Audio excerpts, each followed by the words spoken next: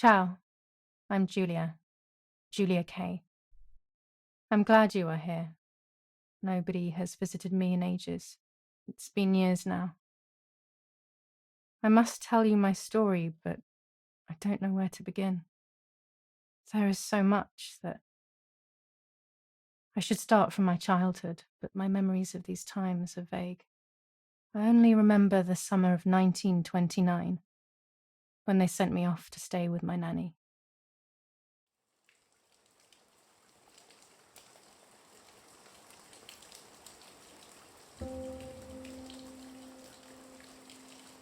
Nanny, will you tell me the story of the White Lady? No, little sparrow. Not tonight. A fog is coming, see? Yes. I know that when it's foggy, the lady kills young women. But why is she so evil? You see, Julia, pain and suffering can make us do evil things, even if we're not actually bad. Just like soldiers have to kill other soldiers. I like the lady, I've decided, Nanny. She must be in so much pain. The poor dear. She still scares me a little, though. Soon I'll be a young woman, and she could kill me. Does she kill those who love her? Of course not. That makes me feel better because I love her. But what about Martha? Would she be in danger? Your sister is with your mother, so do not worry. Do you miss them? No. I mean, yes, I miss Martha a little, but I love spending time with you. Now, go to sleep, little sparrow. It's getting late. Okay, Nanny. I'll go to sleep and dream of the lady. Was she beautiful? She was beautiful. Yes, very much so. Then she'll be beautiful in my dreams. And will I be beautiful just like her? You'll be even more beautiful. Listen, Nanny. Since the lady won't harm me because I love her, and since you're not a young woman, could you tell me her story, even if it's foggy outside? Please. Oh, please. Then I'll sleep. I promise. Oh, all right. You always get your own way.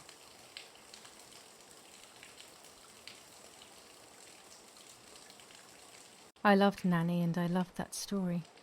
Every time I heard it, it sounded like a new and more mesmerizing tale. Every night I would ask her to tell me about it, even though it scared me. Even now I can remember every single day of that time and how happy I was.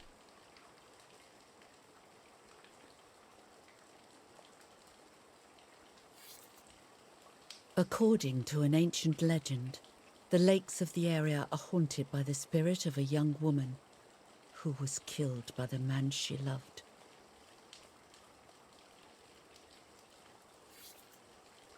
She was expecting a lover's stroll by the lake, gazing out at the old tree growing on the lake's island.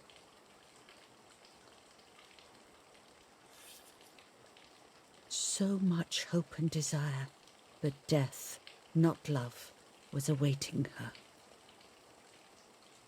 Oh, the poor dear. That's not fair. Life isn't fair, Poppet, but that's the way it is, and we must learn to deal with it. Okay, I'll try. But it makes me so mad. Keep on reading, Nanny.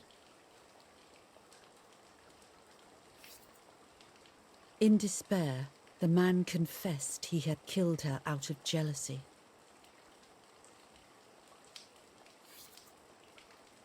So he was hanged on the small island, in the middle of the very same lake where he had killed the girl.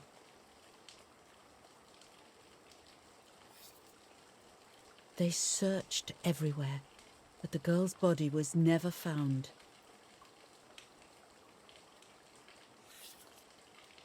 Since then, her spirit, known as the White Lady, has been imprisoned in the depths of the lake.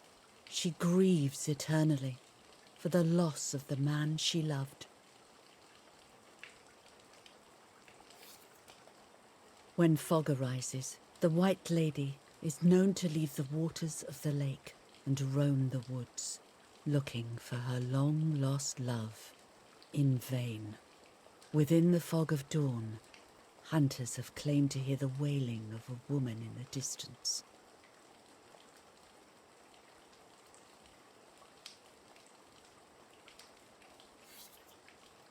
Every time the sad memory of the night she perished stirs in her soul, she takes the life of a young woman by slaying such a life in its youth.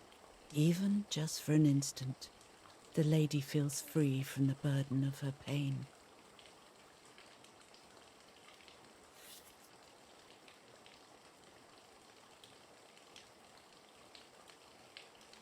Good night, Nanny. Good night, my love.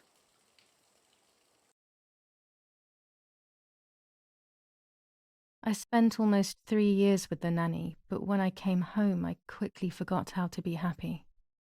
My memories do not return until 15 years later, in 1944, when I stayed in that house. I enjoyed setting up cameras in the woods by the lake. My father created a device that attached to the cameras. It would make them take pictures at set intervals. I was trying to photograph animals, or whatever else was in that damned place.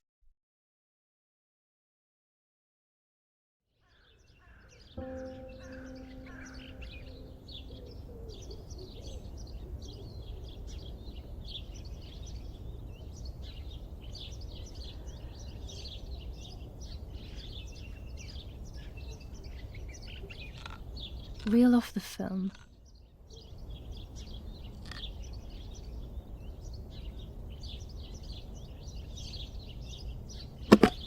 Open the camera. Remove the old roll of film.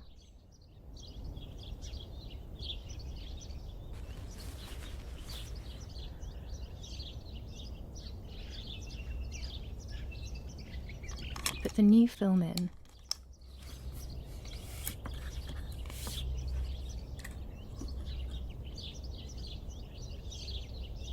Close the camera. Load the film.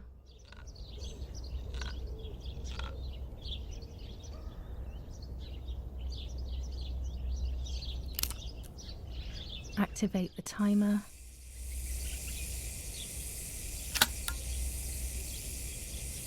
Almost ready. Now to bring the image into focus.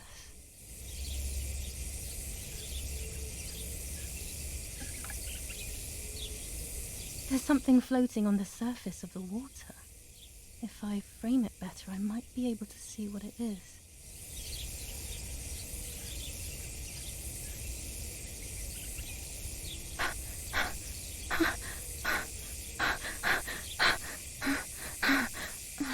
What? Is that a person? I must help them.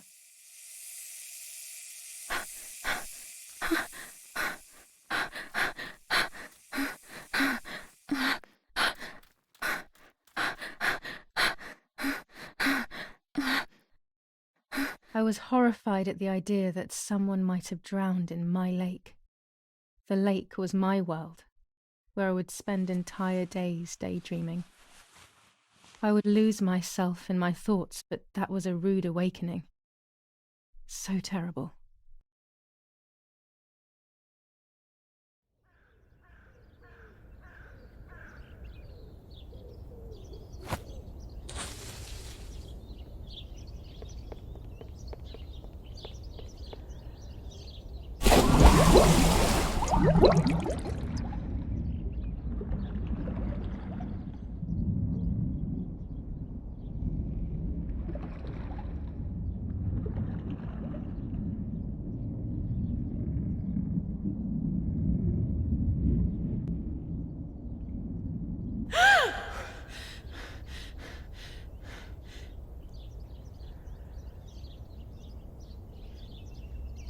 I instantly noticed that the person was wearing one of my dresses.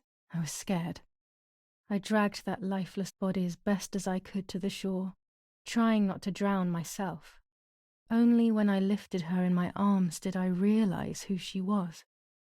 It was my sister, my twin, a part of me, dead. Impossible to comprehend. I was desperate.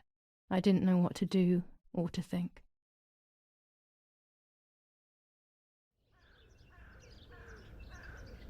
I have to stay calm.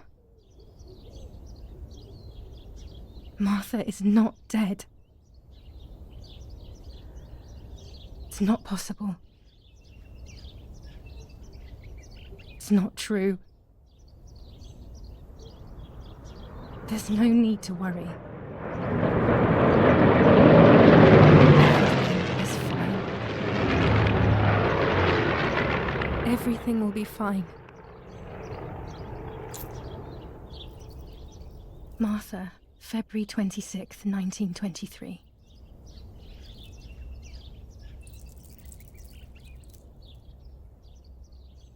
Is everything okay? Are you hurt?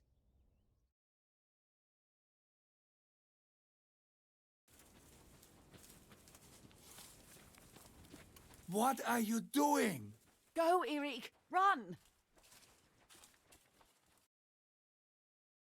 My parents ran towards me. My mother hugged me.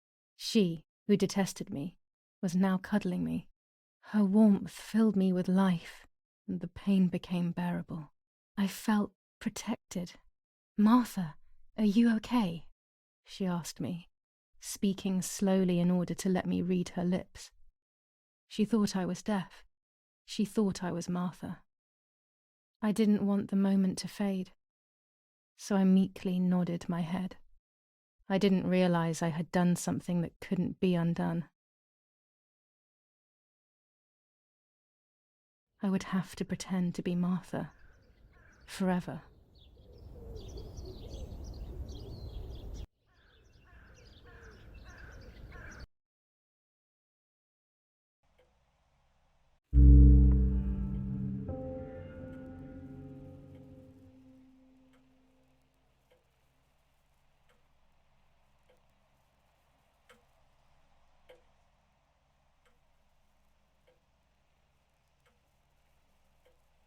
O Lord, who gives life to the dying, let your sacrifice of love be offered for Martha's soul. Into your hands I also entrust my spirit, so that I may be reunited with her in perpetual light, to never suffer the desolation of purgatory. Please grant her eternal rest, O Lord, and may eternal light shine upon her.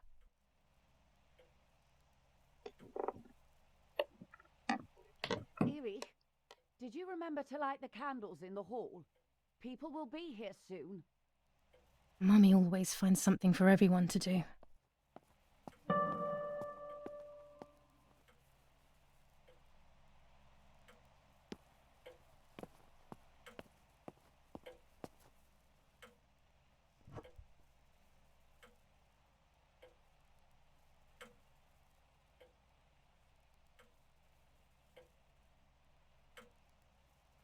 Daddy's oboe.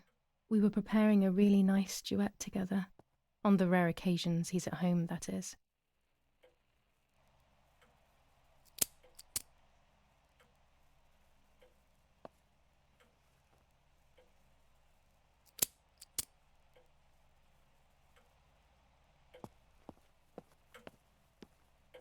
Daddy, Mummy, and my grandparents. It seems almost impossible that Father is a soldier. Mother would have been more suitable if she wasn't a woman.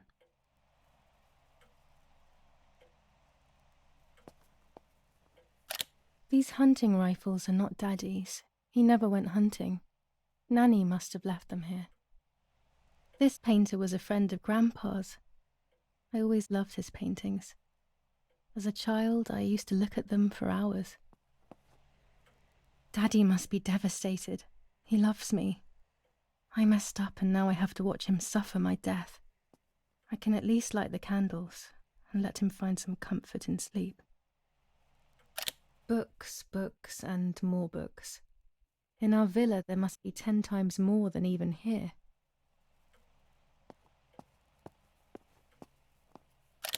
The only way people could tell Martha and me apart was by dressing differently. Even Mother couldn't tell us apart.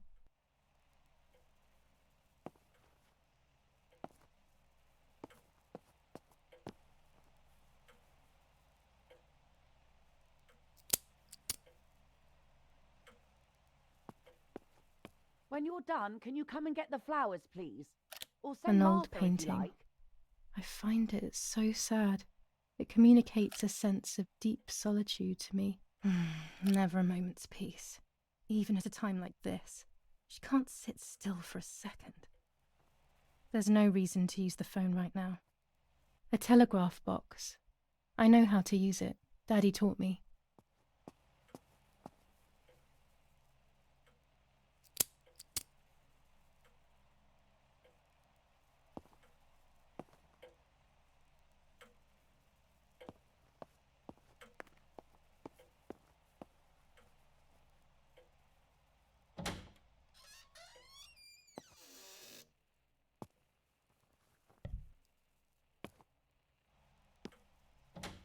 Everything always has to be perfect with her.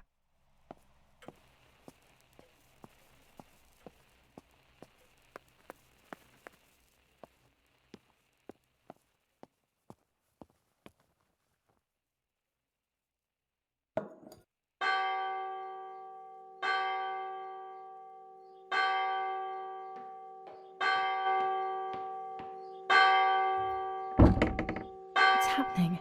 Who closed the door?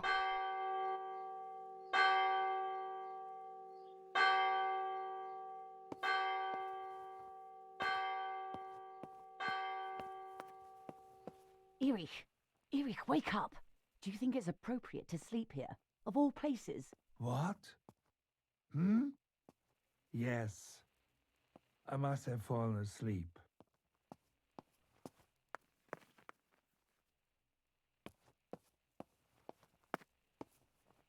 What are they talking about? You can't stay here forever. Why don't you go to bed? No. I want to stay with my daughter. Your daughter? Your daughter? You have another daughter, you know. The one who's still alive. Remember? What are you talking about, Irene? Julia is dead. What kind of comment is that? How can you? You should be thinking about Martha. Julia harmed Martha. You know that, right? And as if that were not enough, she has now also abandoned her. It's the same old story. Everything is always Julia's fault, isn't it? Her fault for Martha being deaf and for you being infertile. Do you think it's the right time for this? Julia is dead, Irene. Dead. Someone killed her. Do you realize that? Of course I realize. I get it. Do you think I'm stupid? No one understands it better than me. She always brought problems. Only problems. It would have been better if she hadn't been born at all. You're crazy. I'm the crazy one? Me?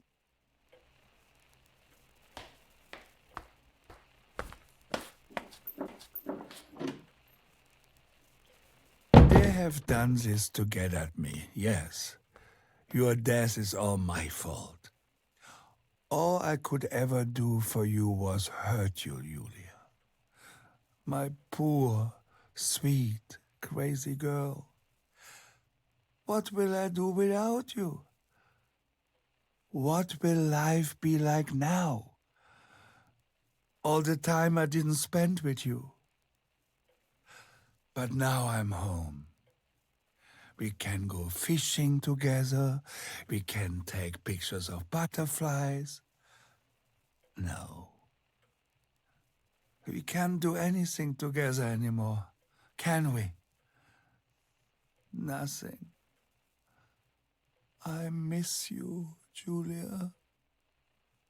I miss you.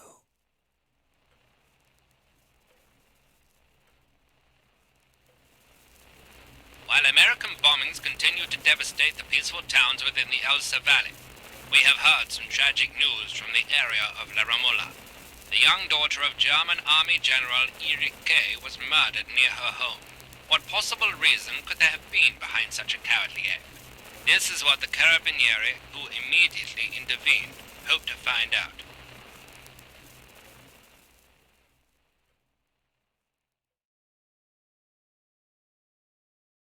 Mother didn't seem to suffer from the situation. All she cared about was that my death was so painful for Martha, but not having me around anymore must have been a great relief to her. At the end of the day, it was better for everyone that it was me who died, and it was better for me too that people thought that. But the guilt began to consume me. That's when I started having horrible nightmares.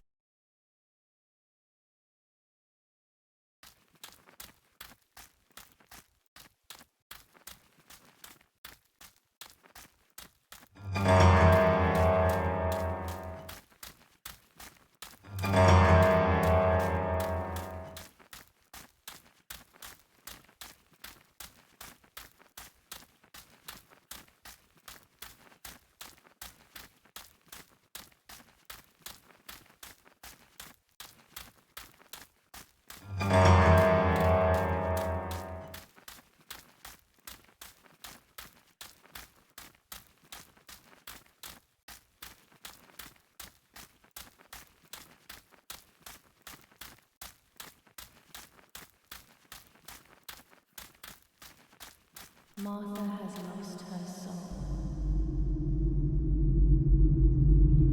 Martha has lost her soul.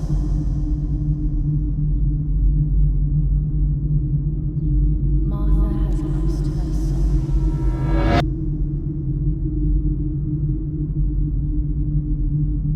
Martha has lost her soul. Martha has lost her soul.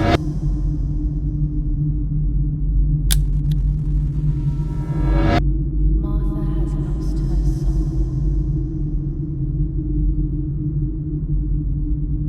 Martha has lost her soul. Martha has lost her soul.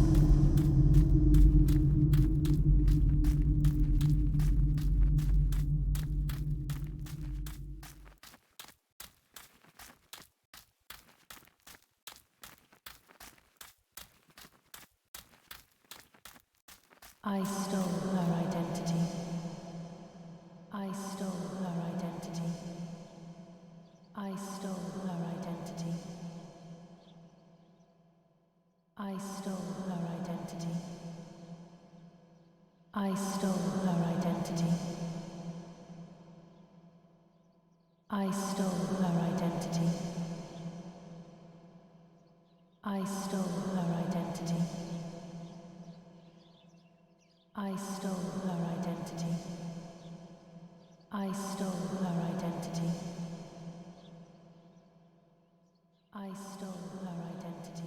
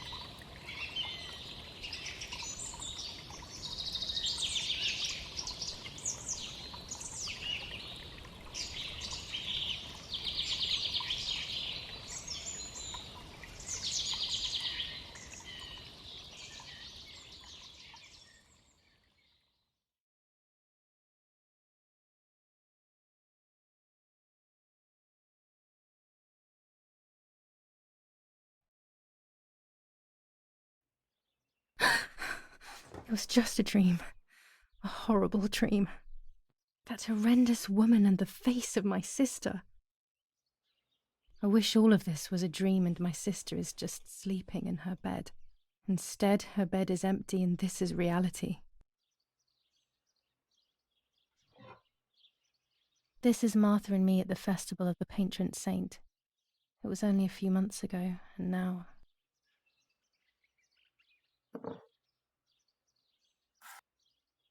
Martha had asked for a picture of me to put in this frame. She wanted me to do one of those expressions of mine that made her laugh. Expressions that she couldn't quite imitate. She used to say that those were the signs of my soul. Can a photo capture the soul? Can I capture Martha's soul?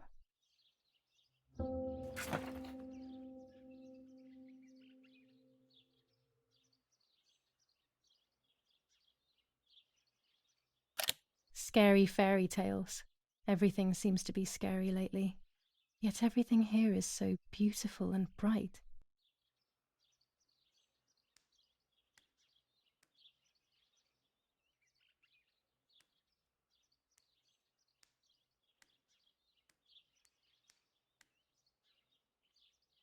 This is Martha's trinket box.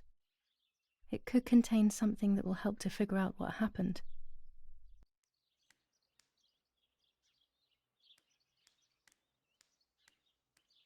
Our beautiful home.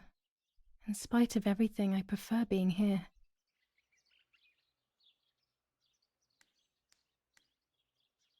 Martha's clothes. To me, wearing them will be like having her with me. Mummy will also be happy to see them. Or I could wear my clothes in the other wardrobe.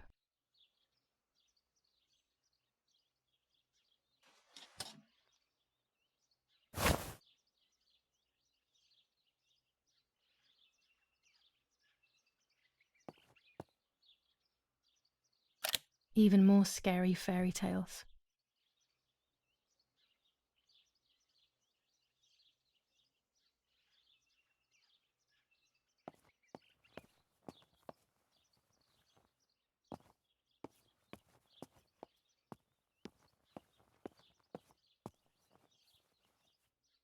Oh gosh, if Mummy sees this picture, she'll throw it away for sure. It's me and Lapo. I want to see him as soon as possible so we can mourn Martha's death together. The butterfly collection that Daddy made for me.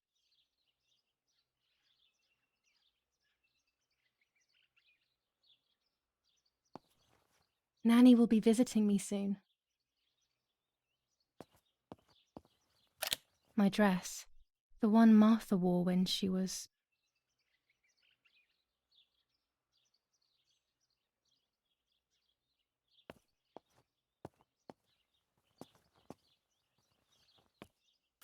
Here's the whole family together. A very rare thing indeed. Everything I need is always in my bag.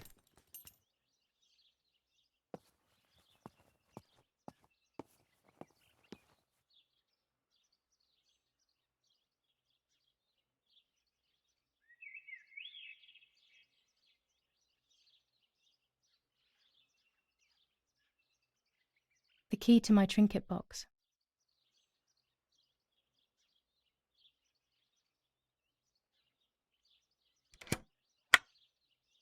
Here is my diary.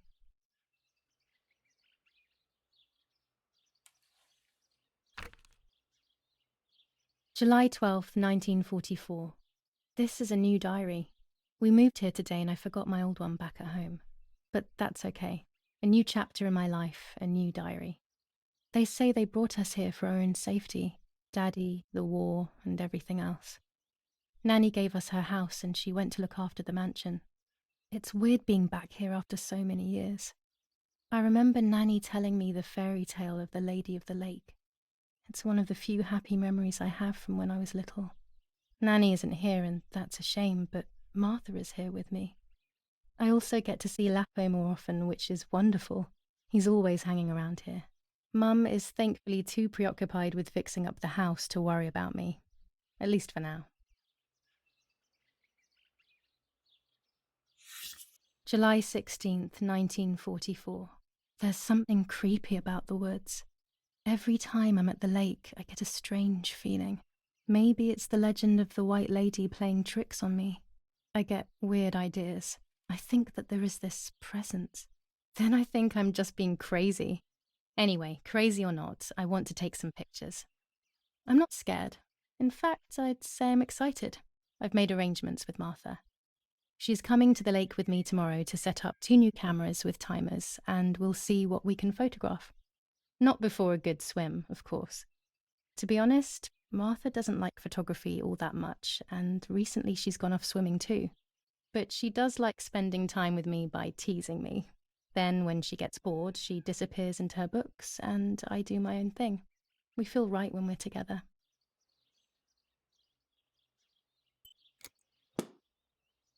Yes, Erich, I'll be right there. I'm just going upstairs to call Martha down for breakfast. It's about Fine, but 9:30. I'm not sure we should let her sleep all day. What do you think? What did you say? Okay, This is not the I won't right wake key. her up. I'll just turn I on must her get light. her key if I want So to when know she what's wakes inside up, her she'll know when trinket to come box. down for breakfast. They really think I'm Martha and I can't hear them. I need to be careful not to talk, or I will be in serious trouble. It's July 18th.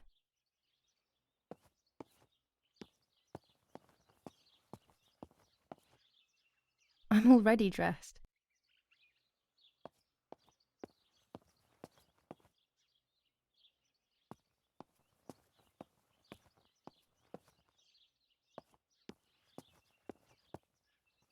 I'm already dressed.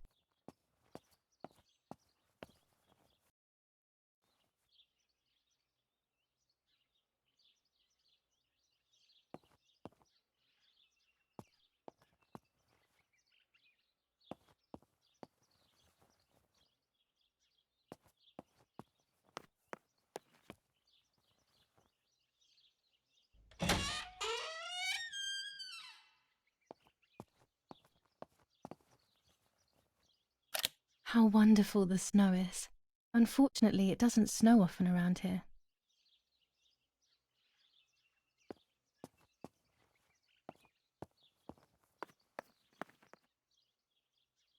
Dad loves these prints of Florence. I find them a bit sad.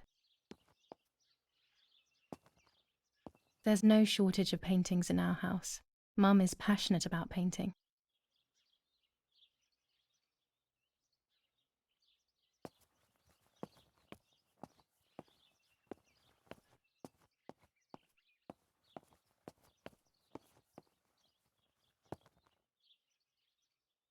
It's locked. Strange. Why did they lock my room? As a child, when I spent those short years with the nanny, this was my room.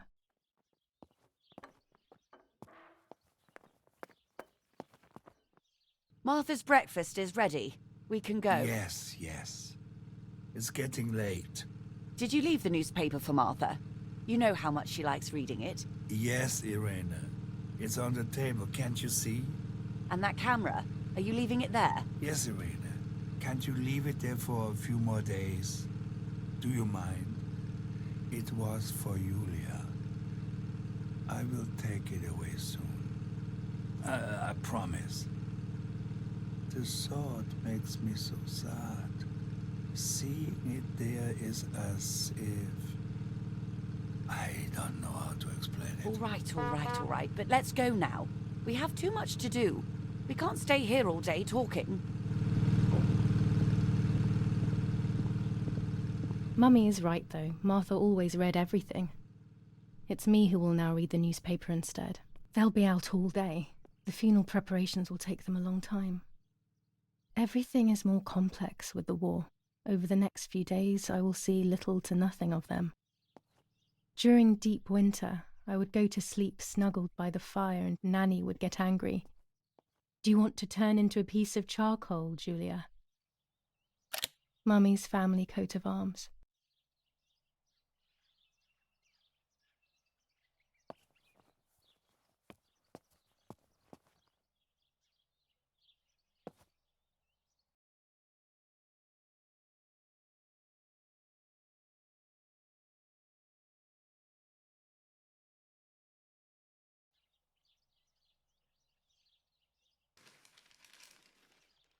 Brutal assassination in San Casciano. Julia Kay, a young woman from a respectable family, brutally murdered near her home. Carabinieri investigates. A possible political motive emerges. Martha was not killed by politics or war. She was killed by something much closer and much less clear. I will find out the truth. Firm bulwark even in the skies. 159 aircraft of the Germanic defense shot down in 24 hours. Major Russian operation northwest of Jassy. Enemy convoy lost in the Mediterranean. 2 destroyers and 6 merchant vessels sunk. Julia Kay. Distressed but supported by faith.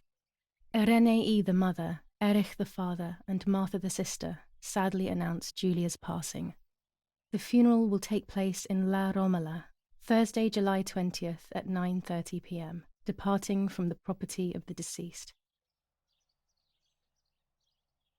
First improvements in food registration. Bread rations increased by 50 grams per day as of April 20th, a kilo more every month of soup ingredients, reforms to the treatment of agricultural workers, and an unexpected distribution of jam.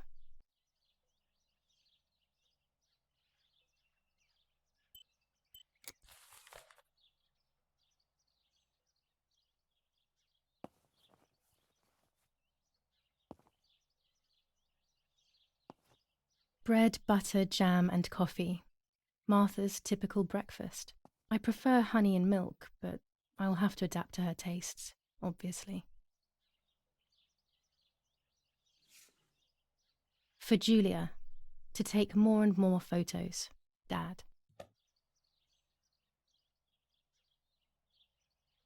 I can verify that the camera is still working by taking a photo. I could photograph a sparrow.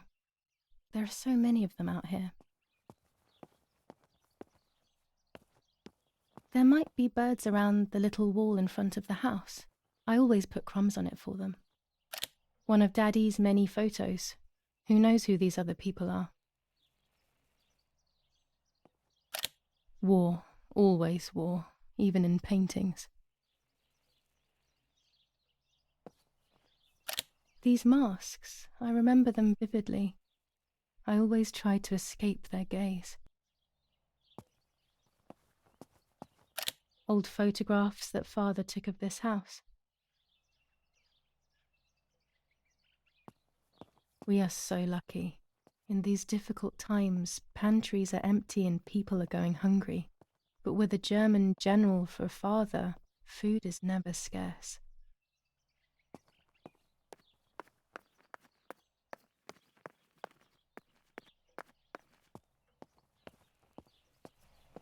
Oggi Bonsi, on the day of St. Alexis, the battle rages in the city tormented by Anglo-American Florence, July 15th, 1944. General Erich Kay. As per our prior agreement, we are sending you military encrypted communication material. The device must remain hidden and secret. Hail. Feld Mascherallo, Carl H.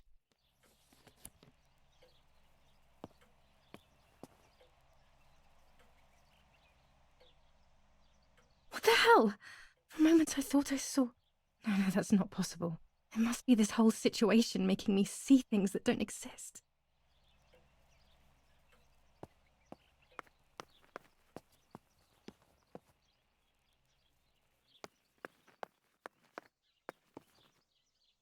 I don't need that right now.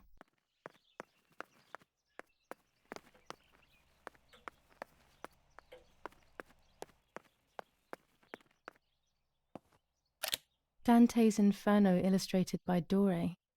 Always hanging cheery things.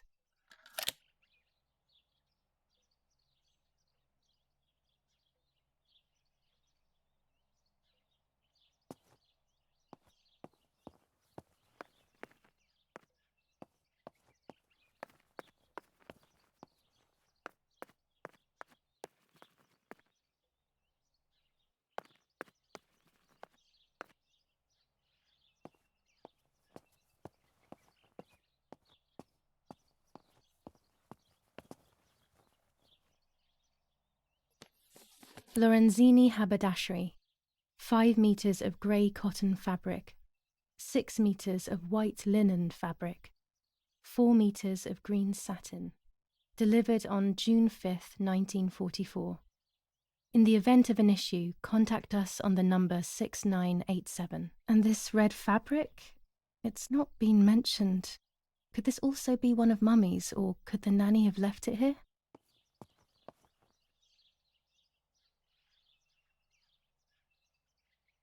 Mummy's sewing machine. She learnt how to sew because nobody else could do it to her liking.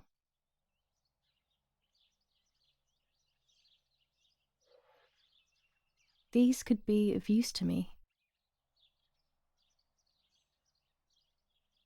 Mummy's medicine. Will they do her any good?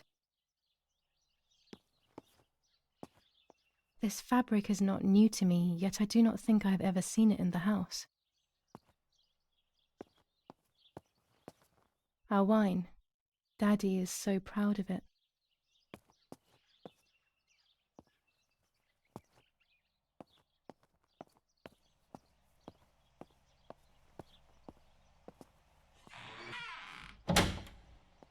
Daddy set up his darkroom here.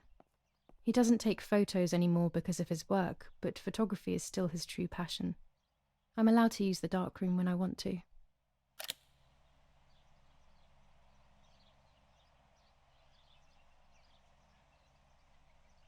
There are 3 baths when developing photos. The development bath, then the first rinse, and then the fixing bath. The second rinse is done directly in the sink afterwards.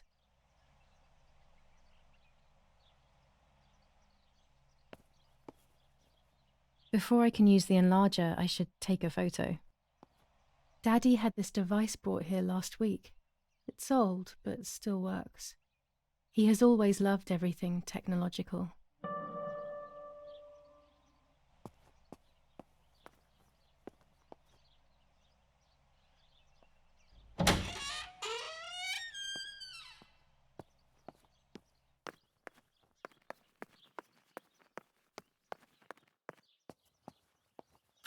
These workbenches fascinate me. I would love to learn carpentry.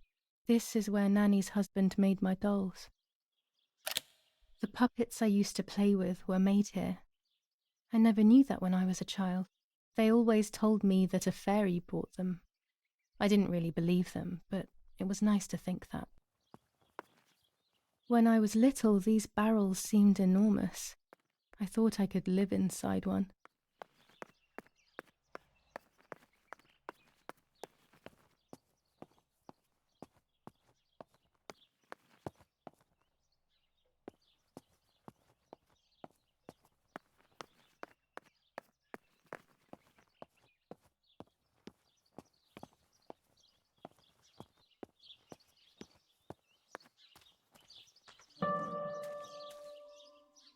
My bike. The wheel is deflated as usual. A bicycle pump will solve this.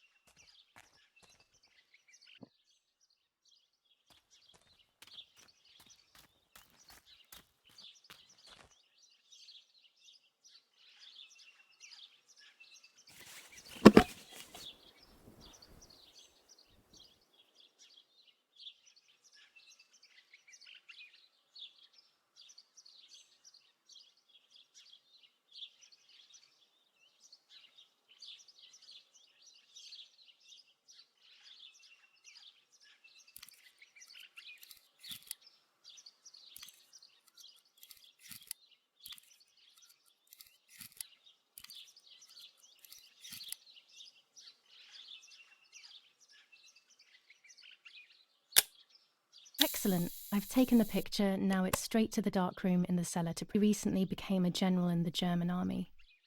He used to take pictures on the front lines, but now he gives me the materials to take photographs instead. Now that Martha is gone, only this camera can fix my ideas and my memories. I can't allow myself to forget.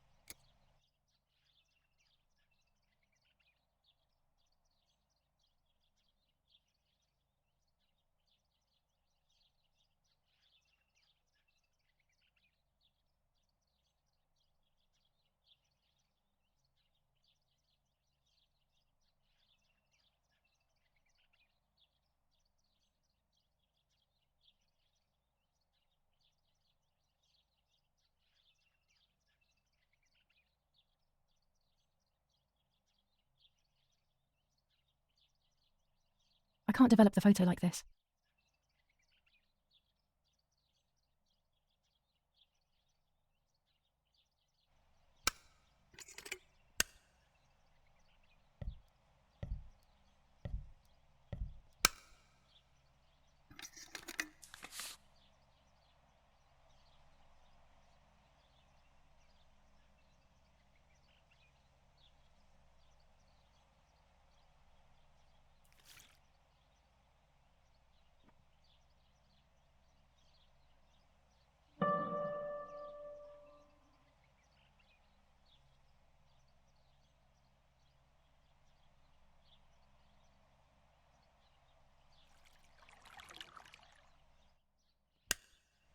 Not a bad photograph.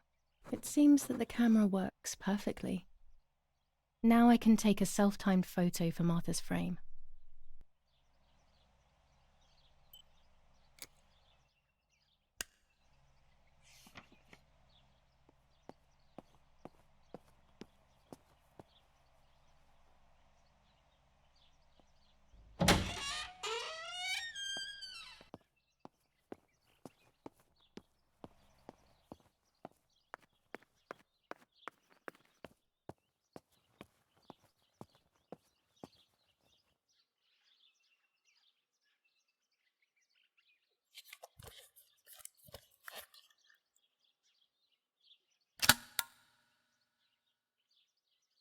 Camera is set up with the self-timer.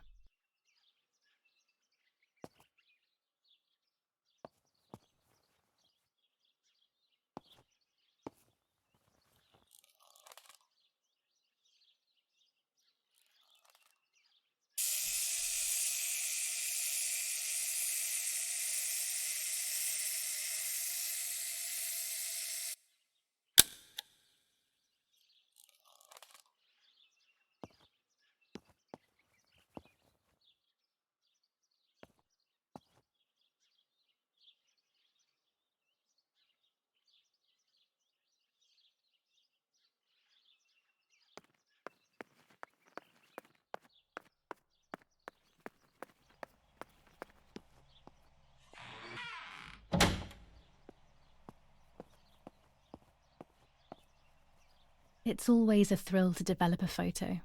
You can't see anything at first, yet something invisible is captured on the black film, a kind of ghost. That invisible breath then returns to reveal the reality from which it was torn. There are those who say that photography steals the soul or captures it. That's why they used to photograph the dead. But nowadays, almost nobody does it anymore. Even if it's just a delusion, I want to photograph Martha. I want to have a small reflection of who she was with me. But I have to do it secretly or they'll think I'm crazy.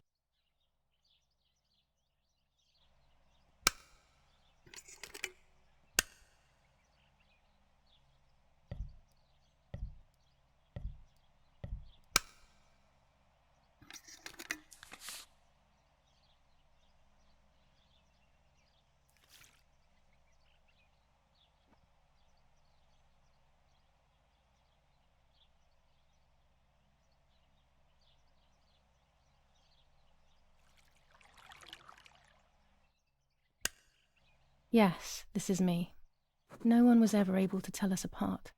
But I never had the slightest doubt, and nor did Martha. It's strange how what identifies us most deeply is not visible to anyone.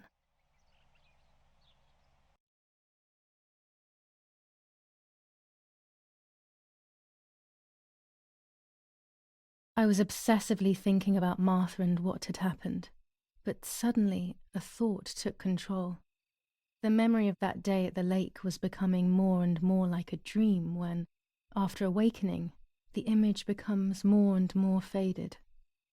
Could it be that the memories were a figment of the mind? Had I been the one that hurt my sister? I had always envied her, and now I had taken her identity. I experienced a suffocating pattern of thoughts. I decided to go straight to the lake to retrieve the film rolls. They would tell a different story, I was sure. But deep down, I kept hoping they would confirm my fading memory. Of course the door is locked.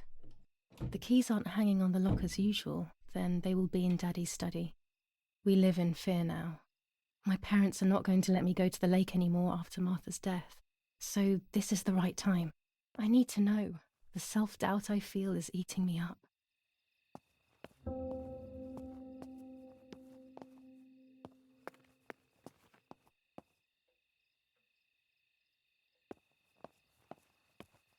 I liked watching Nanny as she cooked. I always picked up loads of techniques.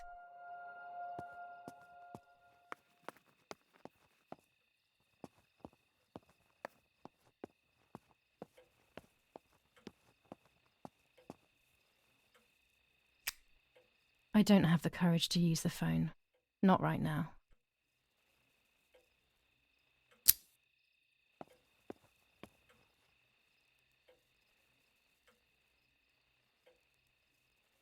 It's dark and I can't turn on the lights. It's dangerous. I'll need a flash for the camera. I can look for it amongst Daddy's things in the room below his bedroom.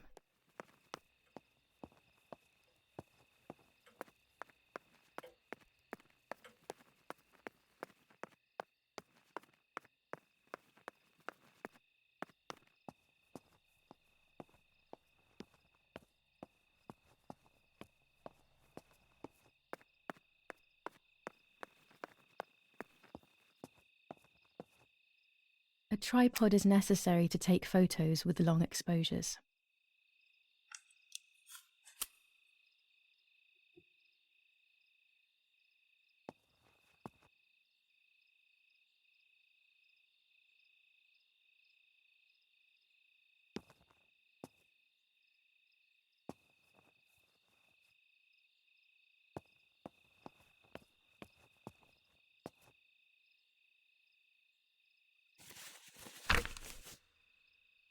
July 18th.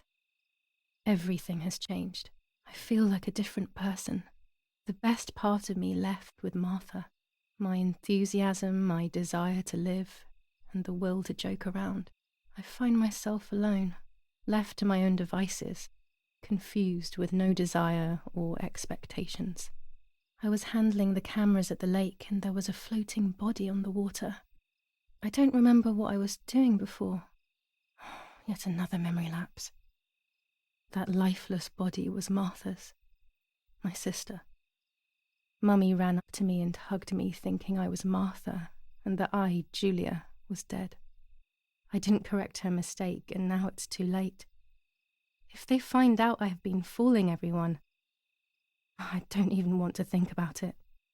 I feel terribly guilty pretending to be Martha, pretending to be deaf. I took the photo for Martha's frame. I know it's too late now, and I felt incredible pain placing the picture. I said goodbye to her forever in that moment. I realized she was gone, and there was no going back. I must do one thing for Martha. I must find out what happened. The partisans couldn't have killed her. That's just ridiculous. Lapo is my friend, and he is one of them. He loved us so much. We know all of them, so it's just impossible.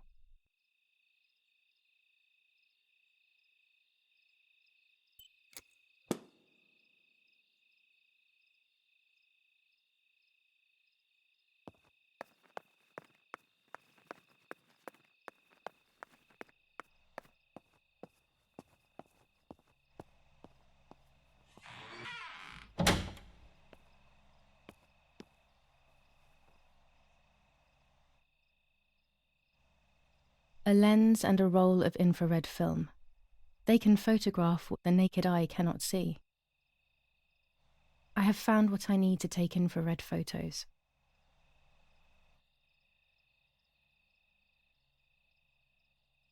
With this lens, I can shoot very close up. Orange filter. When there is fog, it improves the image by giving it some contrast. Blue filter. Ideal for indoor photos.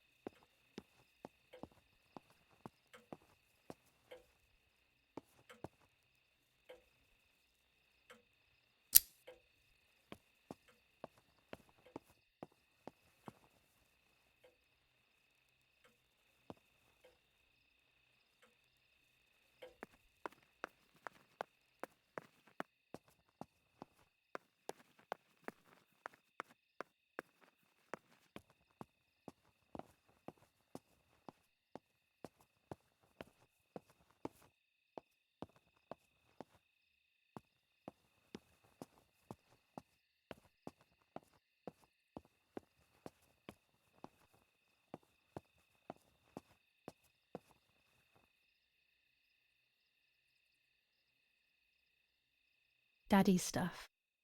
War maps. I've heard everything will play out on this new defensive line.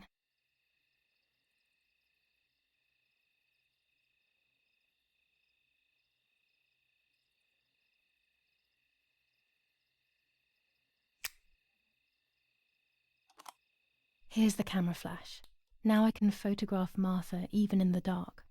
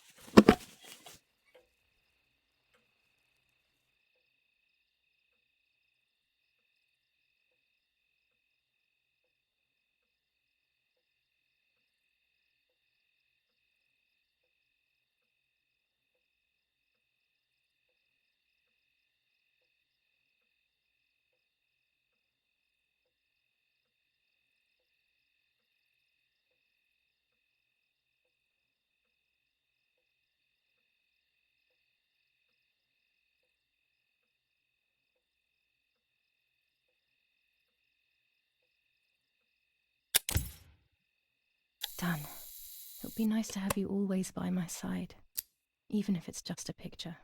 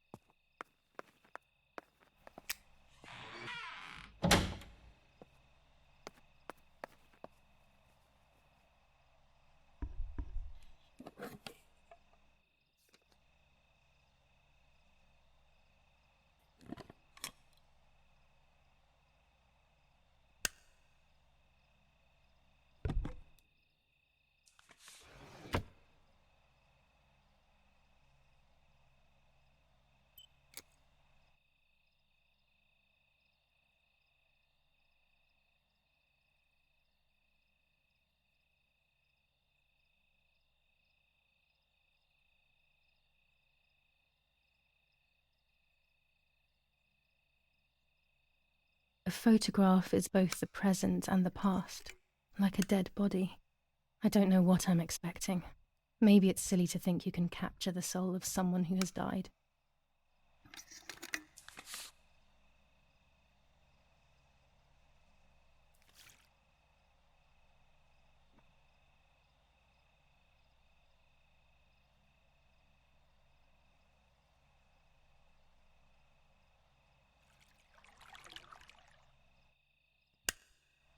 Her face can no longer tell me if what happened was my fault.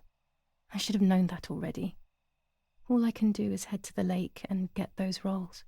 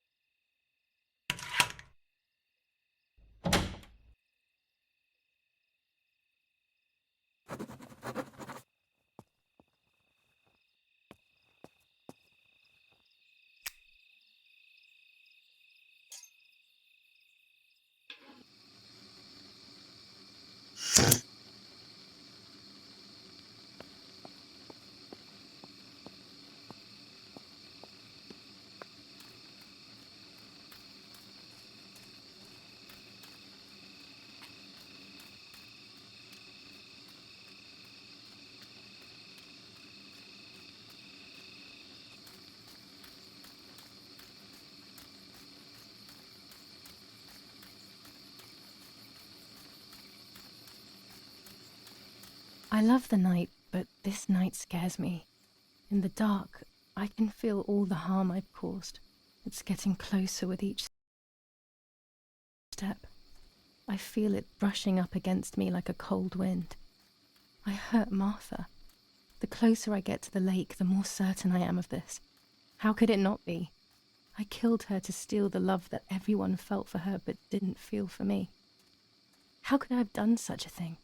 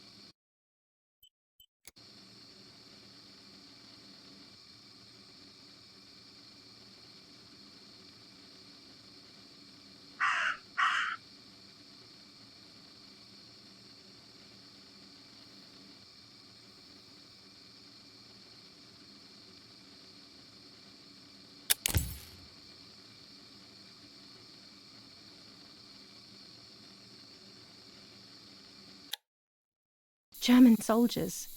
Daddy ordered patrols to be carried out near the house, but how could they have lost a helmet? God only knows.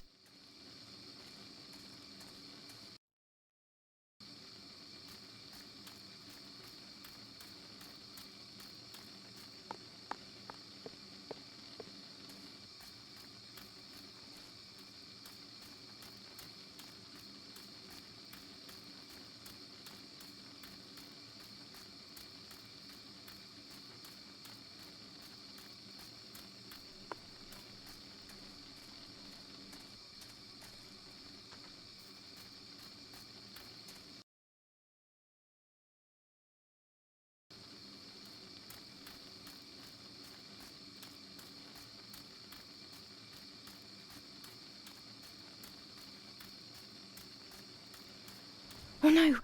Damn lamp! Luckily I still have my lighter with me.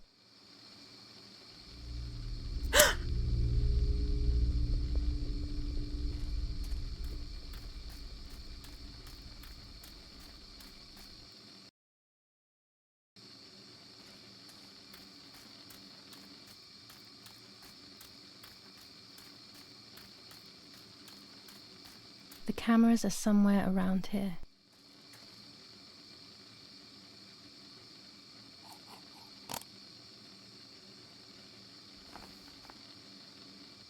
Two cameras left.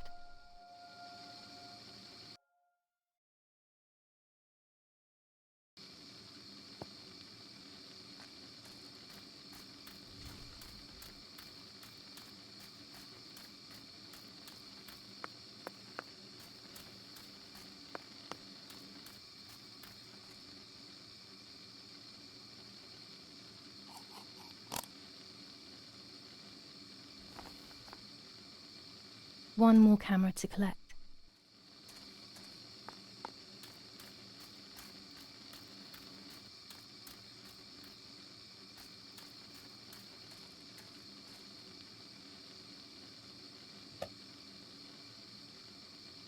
A shred of fabric here in the woods. How strange. Let's take a photo of it and leave it where it is. That's it. I've got them all. These films are going to help me understand what happened. Now I should rush home to develop them.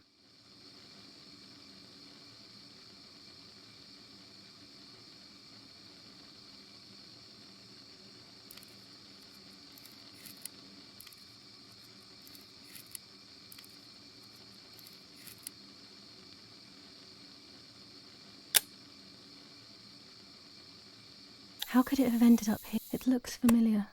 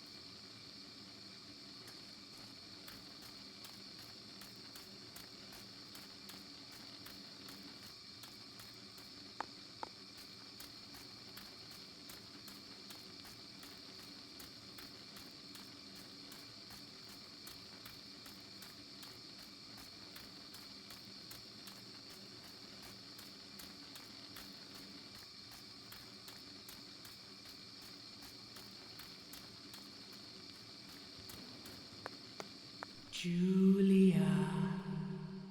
Julia.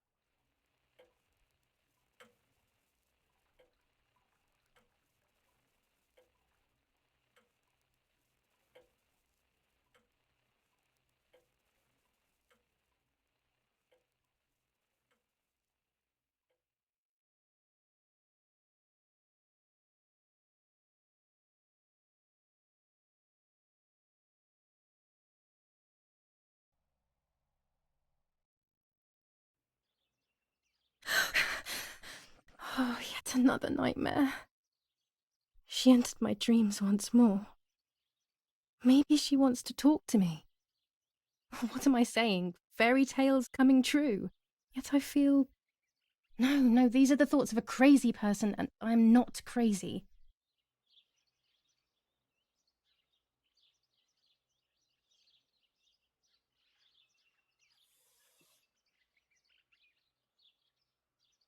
Oh, damn it, what's all this blood? I'm not due yet, and there's a lot more than usual. What's happening to me? Am I going to be joining Martha sooner than I thought? I have to wash up and do what needs to be done. If I'm sick, I have little time. The truth awaits me. It must be hidden within those rolls.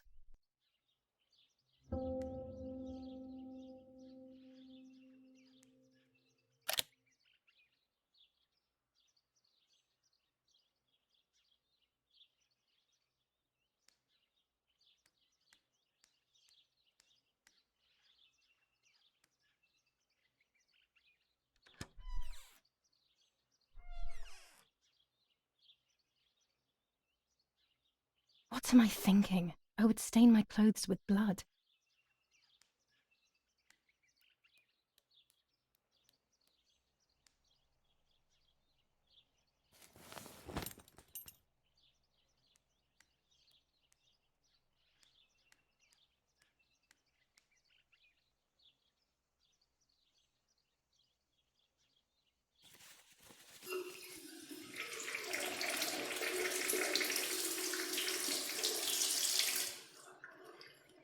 It's better.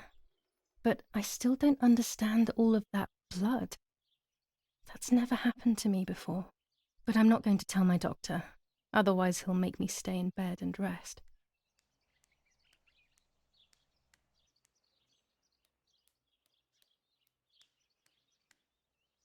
The elegant dress? No, I'll never hear the end of it from Mother.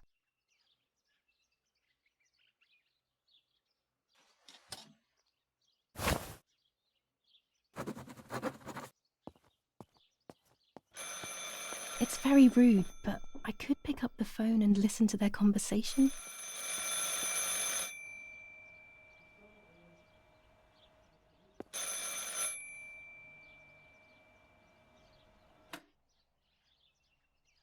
How are you doing today, Rennie? I'm worried, Father. Very worried. We found more partisan tracks in the woods, right next to the house. That Lapo, I suspect he may be involved in the death of... No, please don't say that. It's not possible. I know the boy and I don't... Father, anything is possible in these dark times. Anything. That boy didn't even come to say goodbye to Julia. Didn't they love each other dearly? He must be terribly scared, and Julia always used to say that. Yeah, sure, she used to say they were just friends, but you know too, right? Friends are not supposed to do such things, Father. Or are they? But anyway, you're defending them both. You, my husband, and even the nanny, who, deep down, is a good woman. The nanny. I believe the nanny is the one who hurt Julia. With her evil passion for those cards. They are cursed things. I hope you made them disappear. Of course. I keep them safe in my room. Anyway, you must forgive me, Father. I have to go. They've come to pick me up. Have a good day. You too. Lapo's involved in Martha's death. My mother is losing her mind again. How could anyone even imagine such nonsense? And Don Attilio, he is a great friend, but what a weird view. Those cards are just a game, but most importantly, they're mine. Why on earth did they take them from me? New ordinance for the safety of citizens. General Edict K. New rules on curfew and women's behavior. German command of S. Vincenzo Arturi. Telephone number 1185. And doorways must remain closed night and day. The population are advised to stay in their cellars, or, where these do not exist, 25 ISO film. When the sun is high in the sky, patrols it's of German perfect. armed forces have orders to shoot at people who are on the street, or who are found The radio looking out needs of to be their kept on windows. at all I times shall these repeat days. for clarity. It can save New your life ordinance knowing for the things on safety time, of citizens. especially before they From this happen. moment on, it is forbidden for anyone to leave their homes and Pervertin walk the again. streets of I San feel like Cassiano. these pills do All nothing windows, other than including agitate cellars, her. house entrances and doorways must remain closed night and day. The population are advised to stay in their cellars, or, where these do not exist, churches and other large buildings. The patrols of German armed forces have orders to shoot at people who are on the street, or who are found looking out of their windows. Dear Mother, this is hard, but I have something to tell you. I found out that Julia is pregnant. Go to the lake tomorrow morning at 7 and watch her as she bathes. You'll see that her tummy is growing. Martha. What? I'm not pregnant. Why is everything becoming even more confusing? I'm searching for an explanation, but instead I'm left with more questions. She leaves them everywhere. I think she's having too many and too often. Romola, 15th of July 1944. Dear Mrs. Irene, I'm writing to let you know that all is well here at the villa. Thank you for being so considerate and caring. I apologize for the simplicity of the housing you were forced to live in. I also locked the room where the little one used to stay as requested. I've left you the key. It is the one with the pink keyring. Try to stay safe.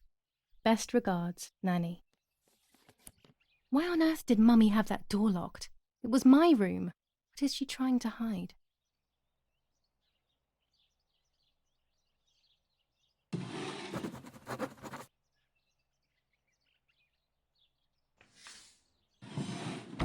Here are my cards. Nanny and I always used to play with them. She would predict my future and I pretended to predict hers. The future was always good for everyone. Maybe when she read them, she saw my true future, which she hid from me. Or more likely, these cards are actually just a stupid game to reassure and deceive oneself with.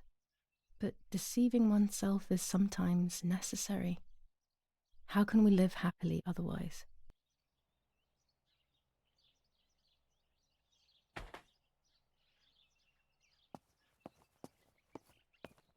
There are more and more weapons around, and everyone is scared after what happened.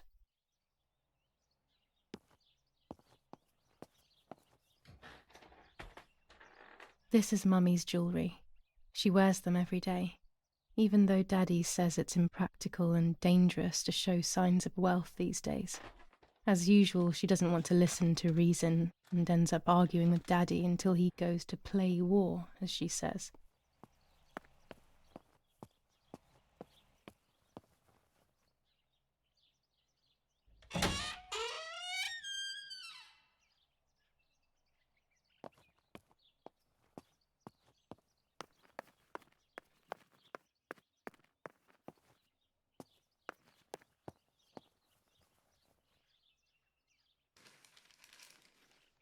The Superior Commander of the German Federal Armed Forces announces 1.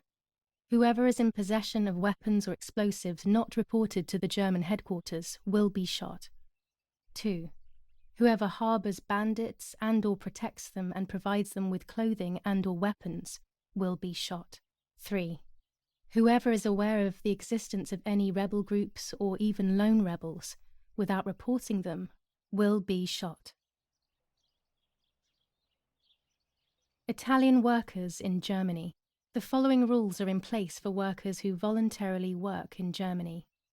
A commitment of a maximum period of 1 year before returning to Italy. War rages on the Eastern Front. An attack launched by the Soviets after hours of cannonade. The fight on this front has been going on for a long time. Fighting in Normandy. Victorious Germanic counterattack on the road from Perriers to Carentan. Pont-Heber reconquered north of Saint-Lô. Many US losses caused by the flying bomb action.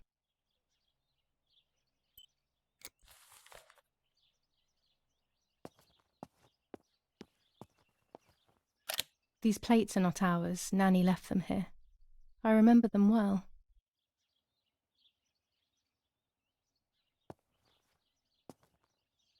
Daddy says that our wine, which is produced here, is extraordinary. I hate wine. I prefer beer.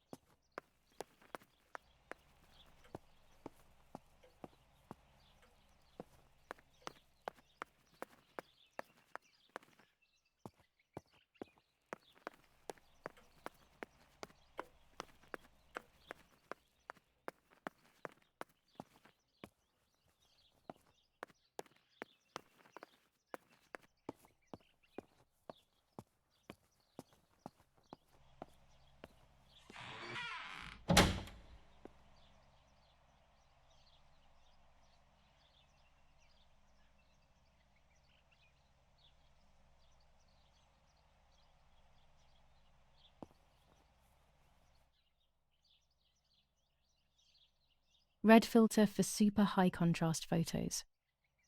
With this lens, everything gets bigger. This lens increases the framed area. It allows me to fit more into the image.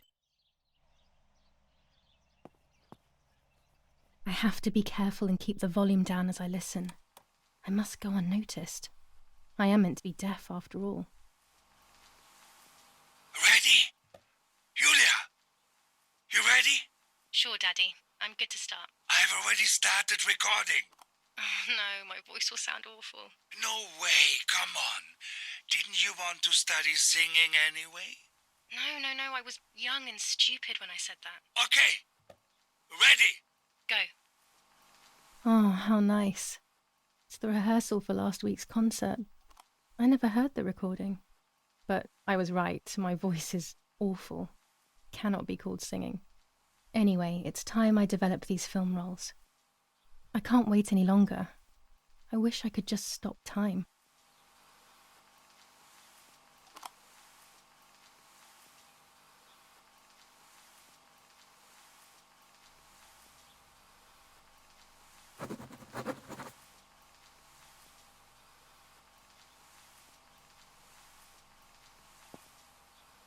These images could change everything. I cannot bear the fact that I may have hurt Martha. I would rather die. Damn my head and these memory lapses. It's such a pain not remembering. It's like getting lost inside yourself.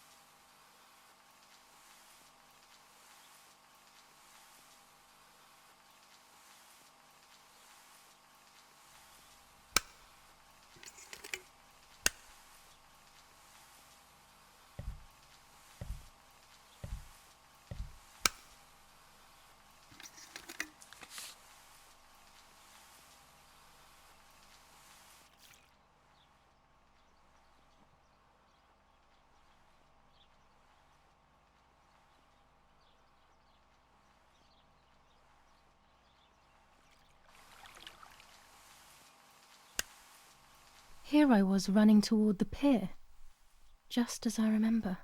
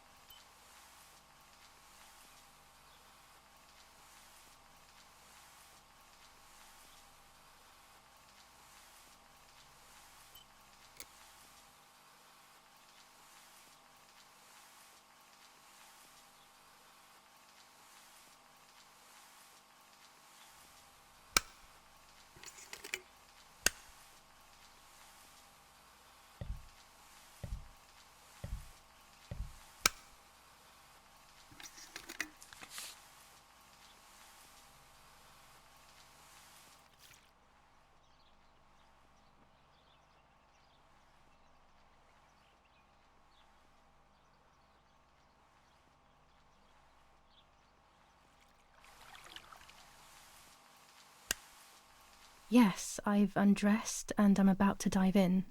This matches my memory.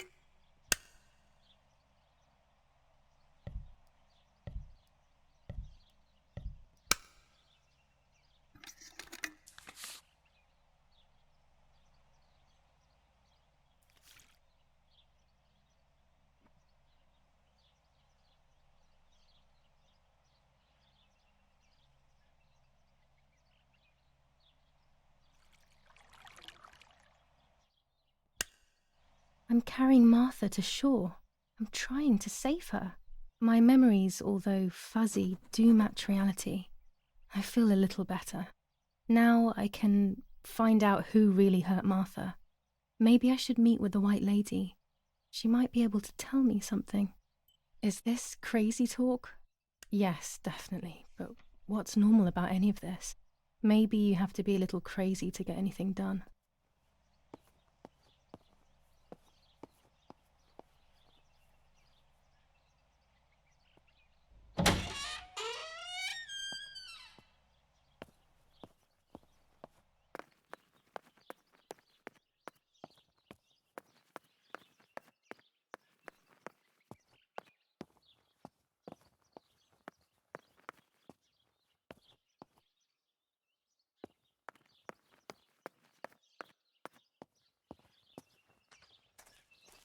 This is the centre of our farm, but since we moved here, it hasn't worked like it used to.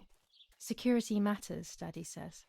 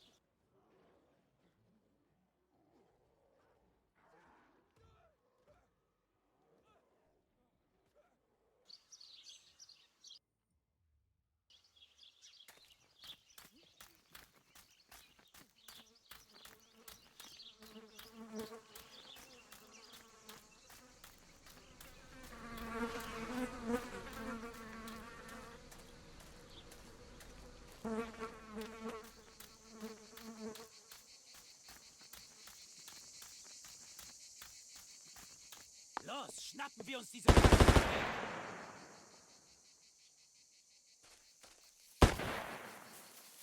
Los! Hey, hey, hey! Los geht's! Hier lang! Hier drüben! Oh, hey! Vorwärts! Hier! Sie sind da lang! Verdammt! Los, laufen!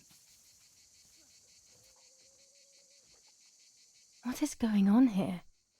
What are the soldiers doing? It's dangerous, I know, but I want to follow them and see what's happening. Verdammt!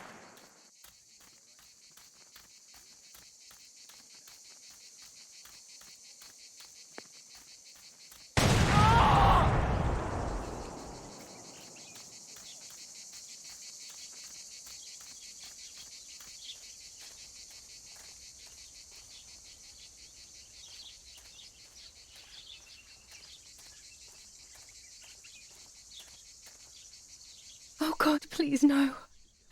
Lapo, my dear friend. What have they done to you?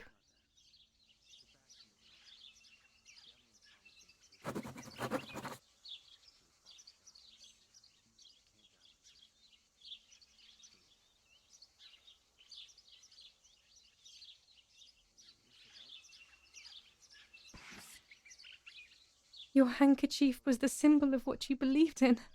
At least that is left of you.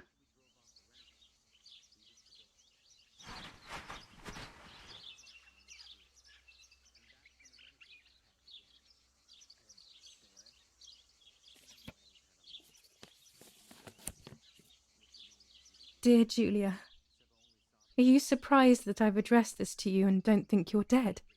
Everyone calls you Martha now, right? I know you too well. I can never understand why no one else can ever tell you apart. Not even your own mother and father. Martha is gone and I cannot reconcile myself.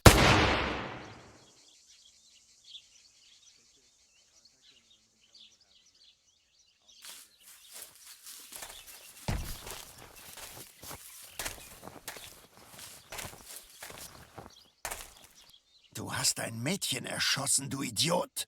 Scheiße, scheiße, scheiße. Was machen wir jetzt? Sieh mal, was sie um ihren Hals hat. Sie ist eine von ihnen. Es musste getan werden. Sie ist die Tochter von General Erich K., du verdammter Trottel. Sie war die Freundin von diesem armen Kerl. Oh, verdammt, jetzt sind wir wirklich am Arsch. Scheiße. Lass uns abhauen. Aber sie lebt noch. Sie liegt im Sterben. Siehst du, wo du sie getroffen hast? Sie ist bestimmt schon tot. Wir müssen jetzt abhauen, sonst sind wir auch bald tot.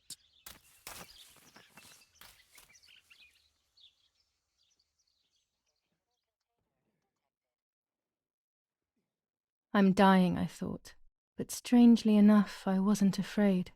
In fact, I was almost relieved. When I returned, I found myself once again in the midst of a bad dream. One whose meaning I did not understand at the time.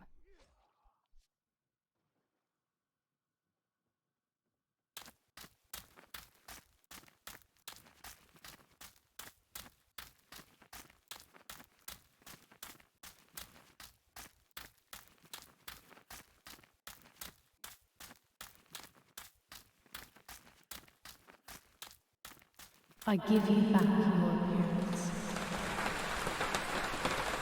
I give you back your appearance. I give you back your appearance. I give you back your appearance. I give you back your appearance. I give you back your appearance.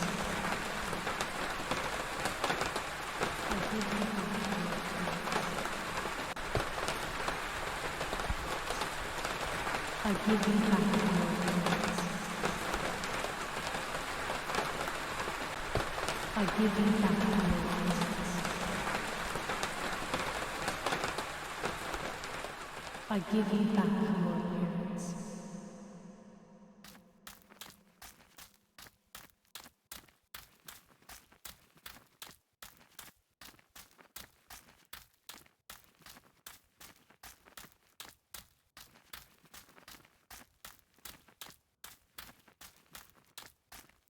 Now I see the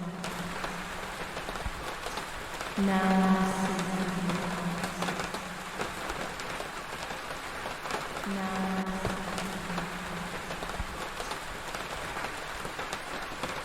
Now I see the light. Now I see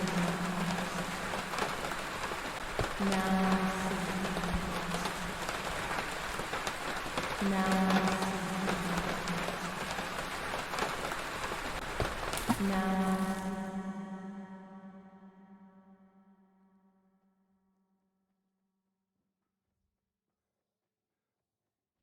Two sisters were destined to die. Julia, the first sister, and Martha, the second. On Julia's day of departing, identical twins stood before me, impossible to tell apart. They questioned my presence, since they were still so young. Julia must come with me, I demanded, but they both claimed to be Martha. I explained that Martha's fate was soon to be the same, and their games were useless. I didn't have time for it. The war was keeping me busy. But they didn't concede, and instead kept insisting. Can we follow you together? No, impossible. Are you sure Martha will die too?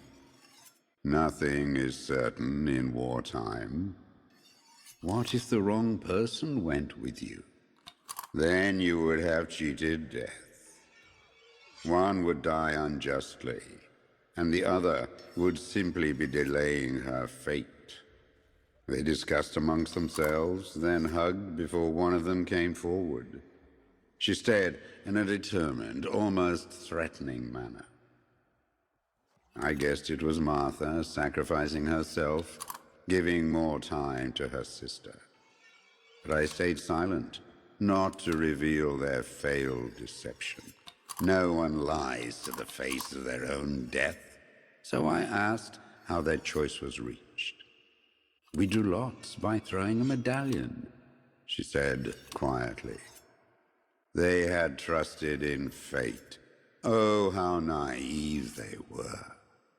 They knew fate plays by its own rules, which is true, but it is also my ally.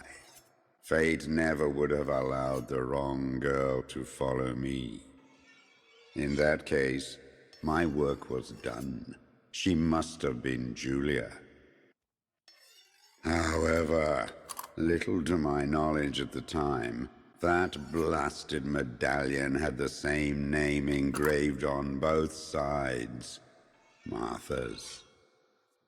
So, my first assumption was correct. They were too damn smart, and had fooled both fate and me. One thing is for sure. I'll put things back where they belong. I will correct my ignorance and give fate back its blindfold.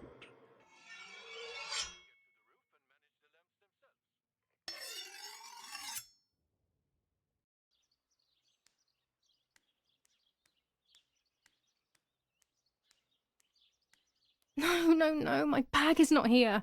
My diary. Lapo's letter.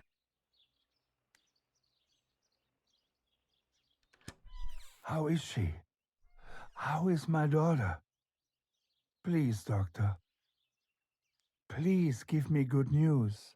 It's a miracle she's alive, Eric, but she will be all right. The ceremony is today, so I need a suitable dress.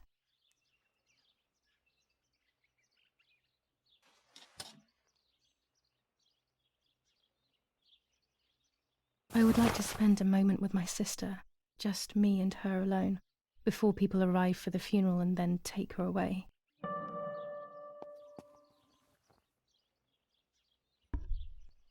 The bullet passed right by her heart and exited her chest. Unbelievably, it missed her lungs, spine, and heart. She could have been paralyzed or died. But thankfully, she's fine. I examined her thoroughly. She didn't even lose that much blood. She was lucky. And you were lucky, so to speak. She was lucky that my wife went for a walk in the woods. Otherwise, she would have bled to death, yes. I don't know what to say. All of this, it's too much. So much death and suffering. Nothing more. Don't worry, Eric. She's young, so she'll recover quickly. I'll be here all day anyway. Thank you, Doctor, for everything. Do you mind coming with me to pick my wife up from the cemetery? The funeral will start soon in the chapel. Of course not. Lead the way. You know, with all of these preparations for the funeral, Irina wants everything to be perfect. It's her way of coping, so she doesn't have to think about everything going on. She is a woman who has suffered so much. Maybe too much. Looks like Mother has been here all night with me, or rather, with Martha. She even left her medication behind. She can't live without that now.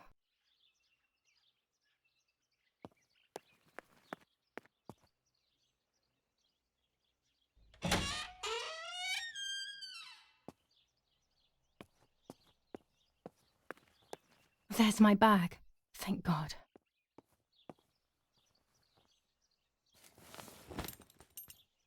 Let's hope Lapo's letter is in there.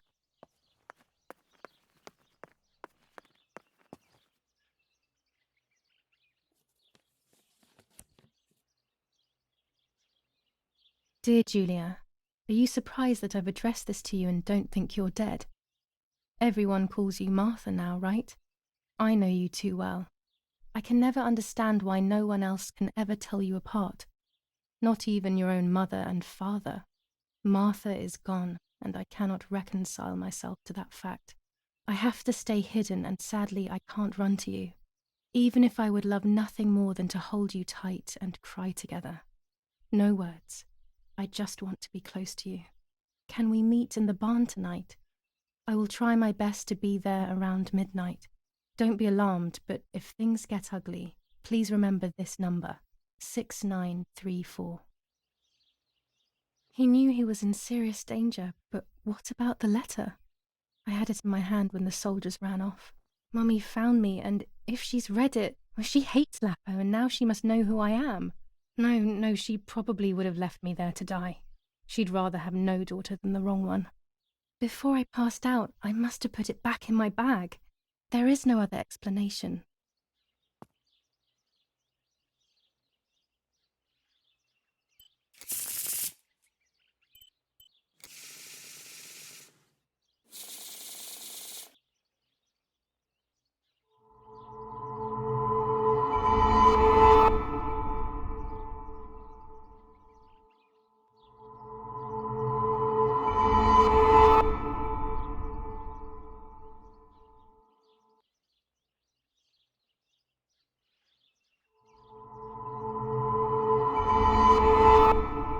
I have to see beyond appearances.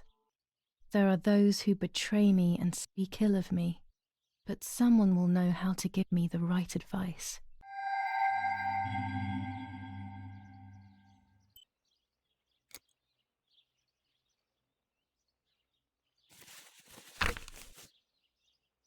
July 19th. I retrieved the cameras at the lake, but I had convinced myself that I was the one who had hurt Martha. So much so that when I had the rolls with me on the way home, I found myself in another horrible dream. I don't even remember going to sleep. As soon as I woke up, I developed the film. The photos confirmed to me that my memory of that night was correct. It was a great relief. I have decided to go back to the lake in an attempt to communicate with the White Lady. I know it's a crazy thought, but I can't get it out of my head. I need to know what happened to Martha, so I must pursue every possible avenue, even the path of insanity.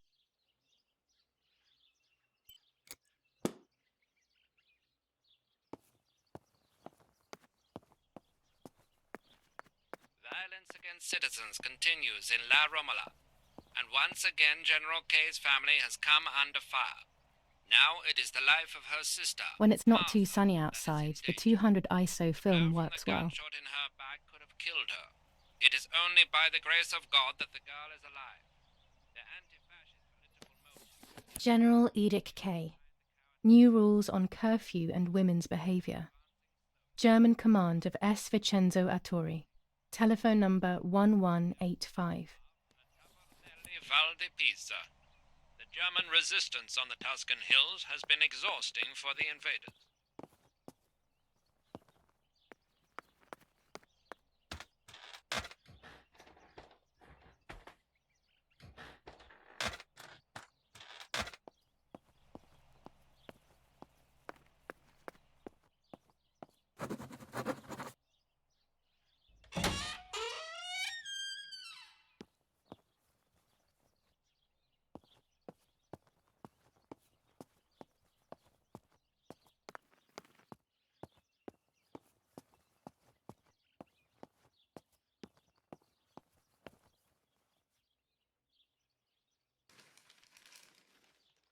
Attempted murder in La Romola.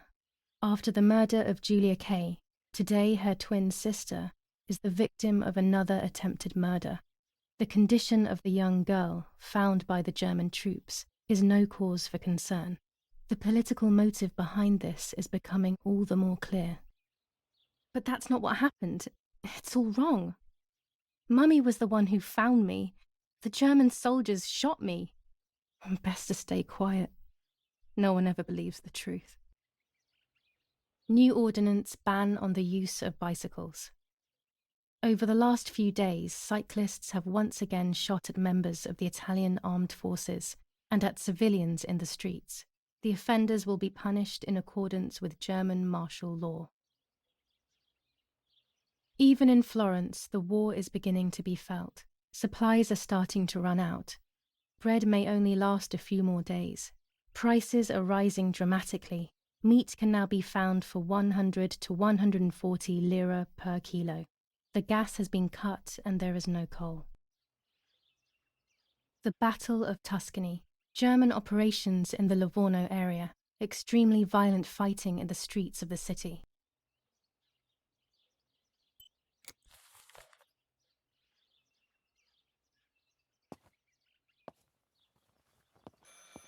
I should pick up the phone but remain silent.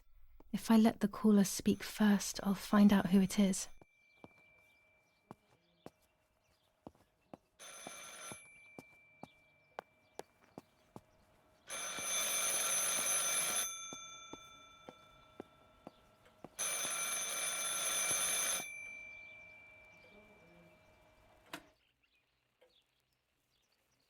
Hello? Ma'am? Can you hear me? Is there somebody there? Mr. Eric? It's the nanny. I can confide in her. Nanny? Hello, it's me. What? Hello? Oh, my lord. I must be dreaming or something. No, Nanny, you're not dreaming. It's really me, it's Julia. Oh, my God. Julia, my little sparrow. How wonderful. Sorry, but I thought you were dead. I saw you lying there dead. This brings me so much joy that... Actually, you must explain to me, my little sparrow.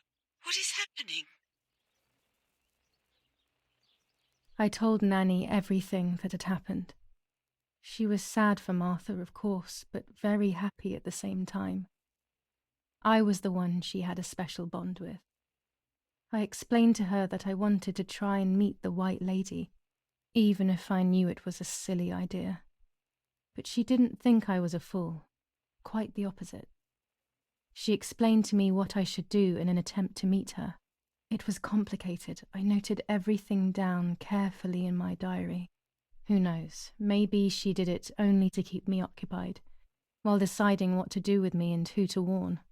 I won't ever know, though, because that very same day, a bomb struck the villa and she died. They all died. We should have been in that house ourselves, but instead, poor Nanny. Bye, Nanny. I love you. Goodbye, my darling. I thought I'd lost you. Be careful, my little sparrow.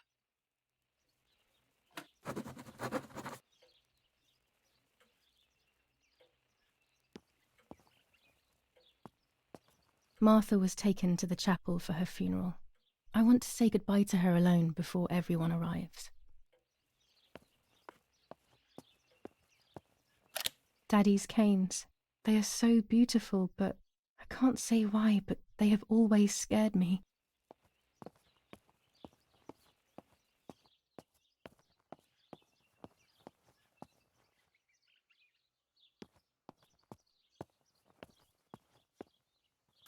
Riding bikes around here is beautiful. These are Mummy and Daddy's bikes, though. Mine is outside.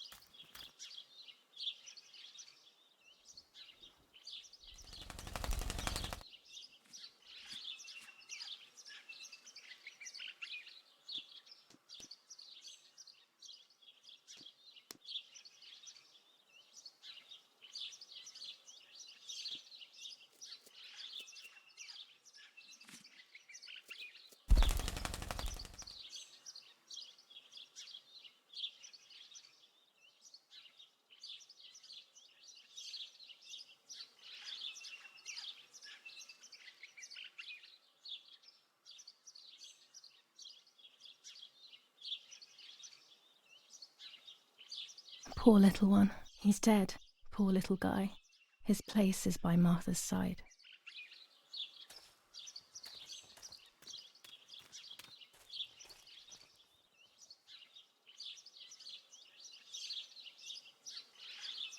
Nanny always calls me Little Sparrow.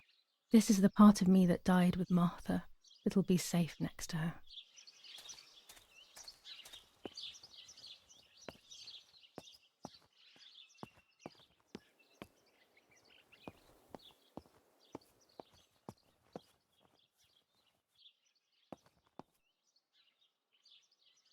Here, Martha. This is my heart. Carry it with you. I'm starting to understand how painful your condition must have been. Not being able to properly communicate with anyone is becoming increasingly difficult. I envied you, but I did not see your suffering. I did not understand your courage. I miss you so much, Martha. I'm not worthy to dress in your clothes.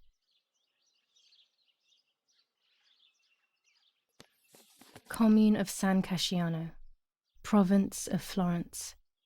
Death certificate. From the Register of Death Certificates of this commune, number 174, part 3, series 12 of the year 1944. It is certified that on the day of the 16th of July of the year 1944, Julia K. has died, resident of Villa Perchabaya, born in La Romola. On the 26th of February 1923, the daughter of General Erich K. and Irene K. Don Attilio D. will give the funeral, and the esteemed Mr. Alberto M., who will look after the burial in the cemetery of La Romola. Telephone number 6537. The official state civil service. General Galeazzo T.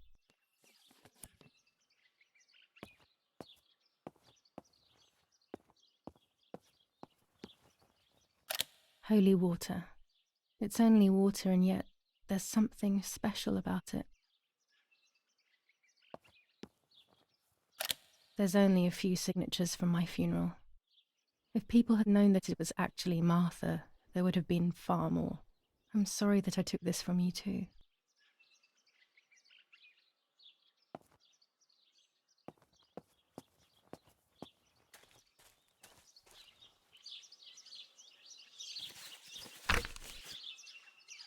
Now I know what must be done to meet the lady.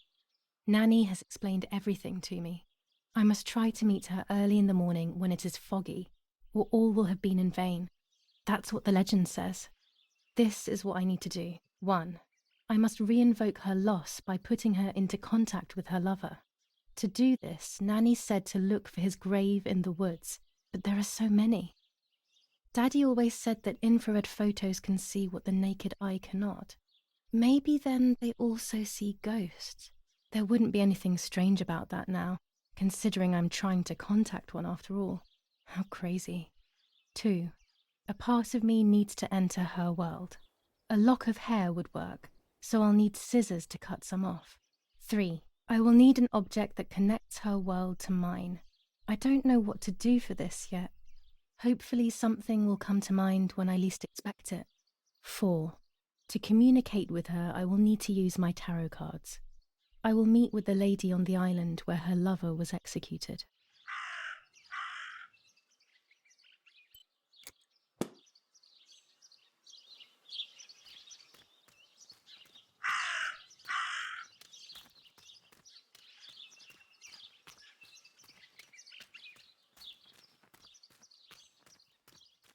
That raven is making a big fuss.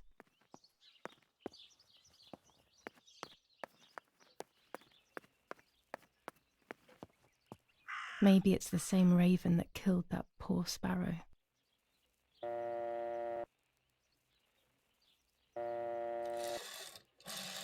I hate bullying, yet it seemed as if the raven wanted to bring the little bird back to life.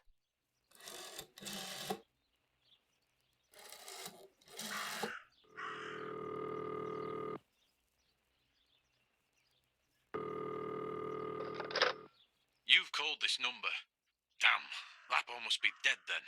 Rest in peace, fair comrade. Yes, Lapo is dead. I am due... No, don't talk. We don't need to know who you are. By calling this number, it means Lapo wanted you to complete his work. A telephone cable near the house of German General Erich K. has to be cut. One goes to the house, but there's another cable we suspect is connected to a secret base. That is the one that has to be cut.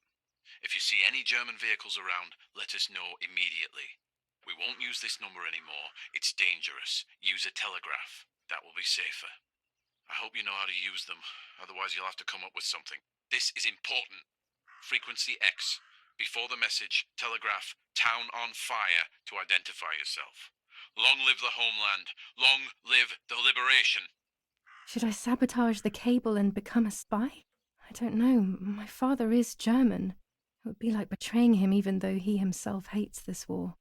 But what happened to Lapo and those guys? If I can save someone's life, maybe I should try. Or maybe I can talk to Daddy about it. He may be able to advise me on what to do. Don't even know the first thing about all this. What were you thinking, Lapo? I decided to tell my father everything. I loved him very much, so I couldn't do such a thing in secret. I didn't understand anything about these things. I would have acted without knowing what I was doing. Daddy told me to agree to their requests and report everything back to him. He implored me not to get myself into any trouble, like all fathers do. To cut the cable, I will need sharp scissors. Tailor scissors should be fine.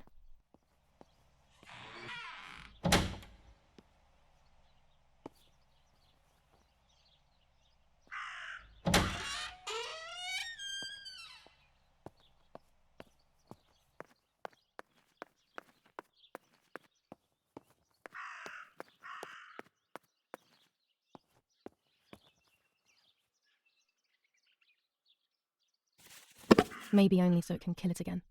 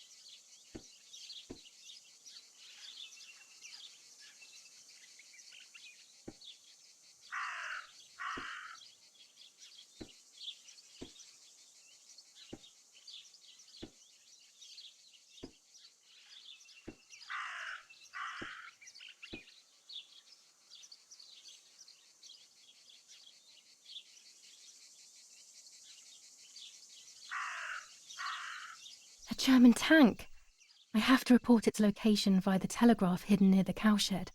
Daddy probably asked for a garrison after all that has happened. I should report its location via telegraph.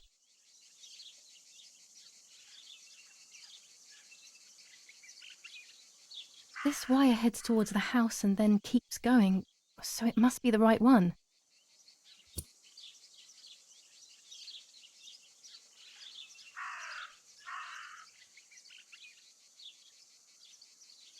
Now all that remains is to go to the telegraph near the barns.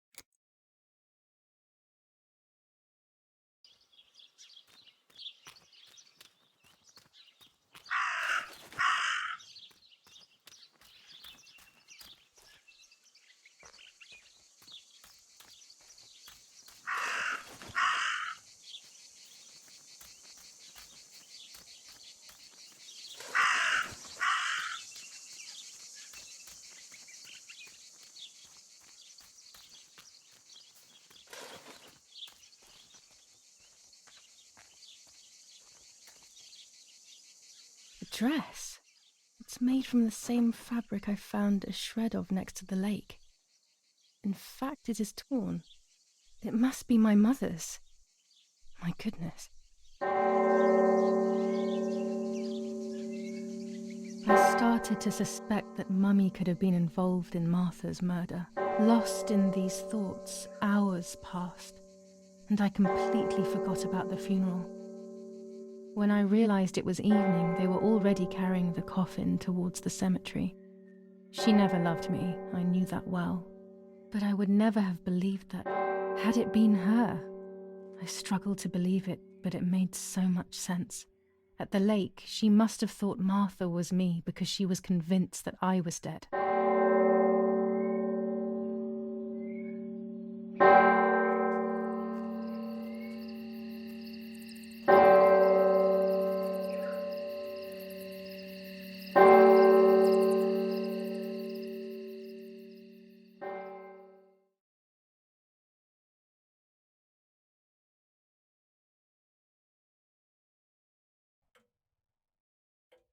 When the funeral ended, I felt an irresistible urge to play.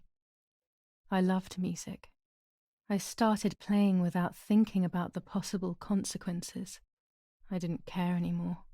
I needed to feel alive, to exist again.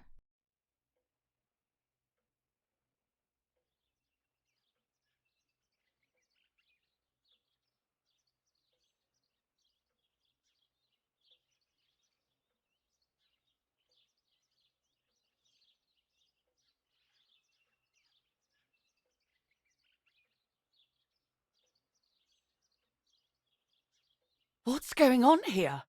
Julia? Is that you? No, it's not possible. Martha's never played. She's deaf, yet... No. This is madness. My God. So, Martha? I understand now. You can get all of the attention, right? You were jealous, weren't you? Because she was a wonderful girl and you're just a useless little slut. How did you manage to convince her? I get it now. But she talked to me. No, it doesn't make sense. I will have you locked up in an asylum. You hear? That's enough. You will pay for what you've done, you cursed lunatic. They will torture you to reveal the monsters in your head.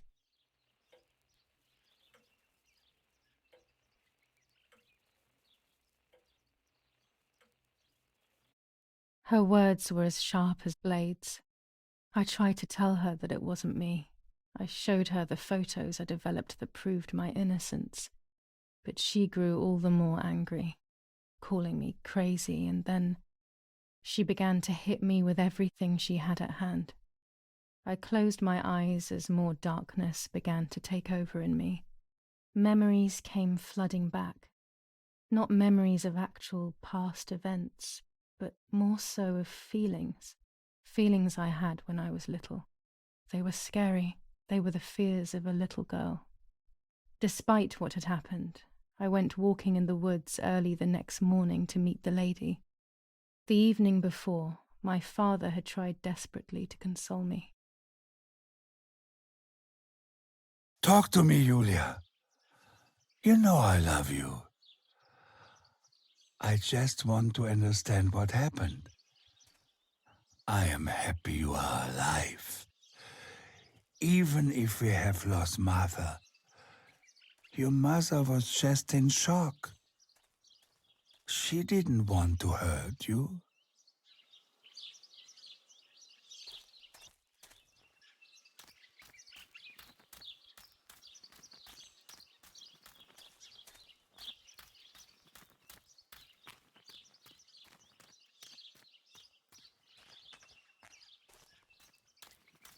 Oh no, the fence has been destroyed. Could it have been wolves?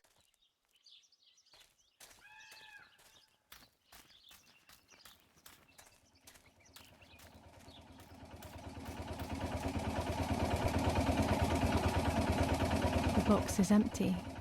The telegraph would have been installed nearby. The generator. It's very important these days as the power goes out often. They moved it here from our house. The telegraph must be hidden in one of these feed bins.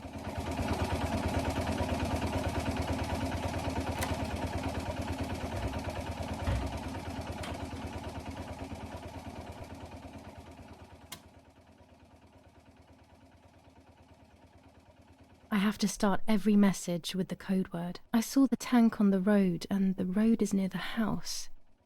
I guess I have to communicate something like that.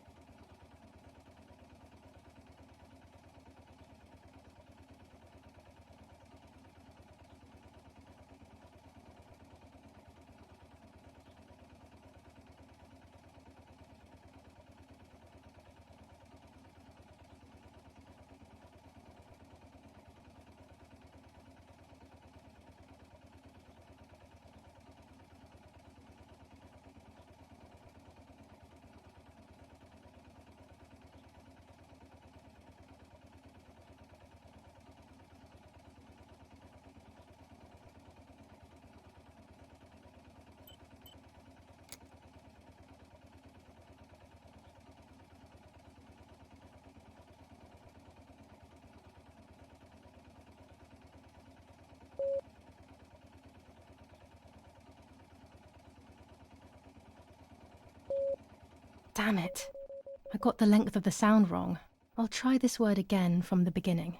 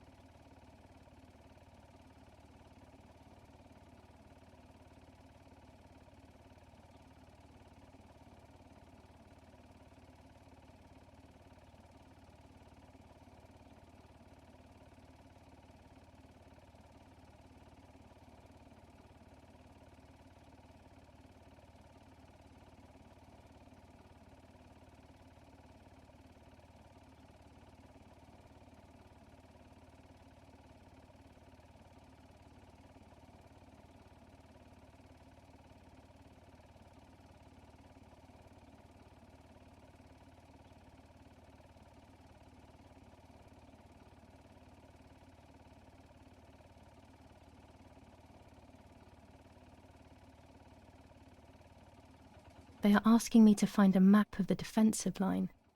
There is one in my father's study.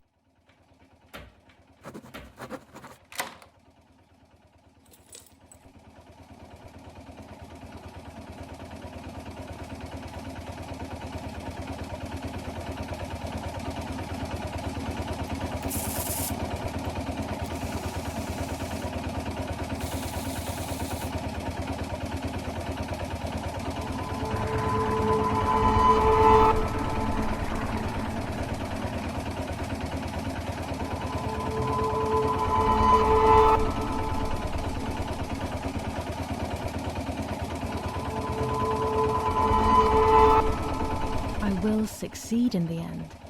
I'm going to enjoy what I deserve.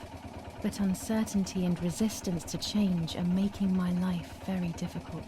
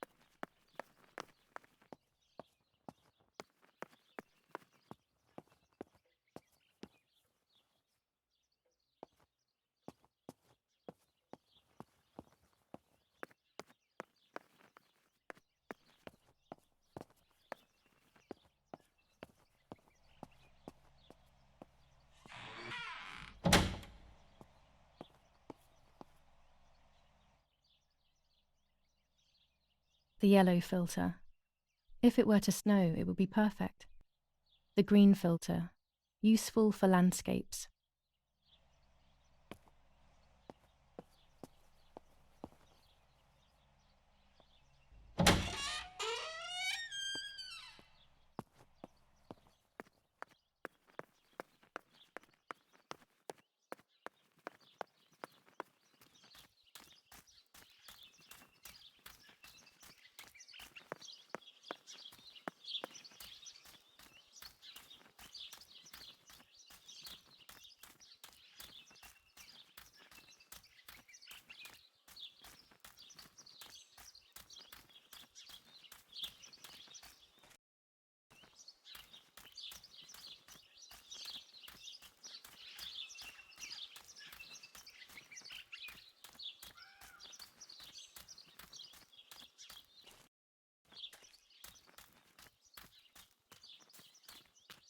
I don't know what I'm hoping to find, but what else can I do? I will hopefully see if one of these graves is hiding something. I hope that the infrared film will show me.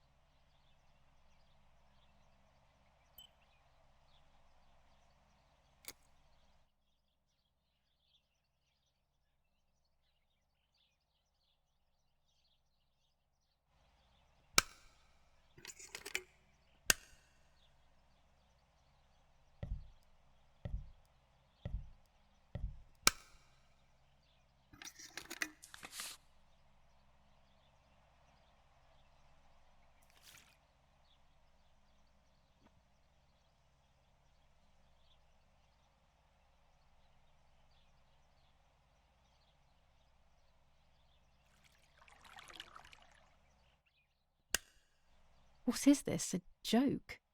Maybe someone wrote on the film? Also, what does that even mean? Light, like divine light? Something to do with religion, maybe?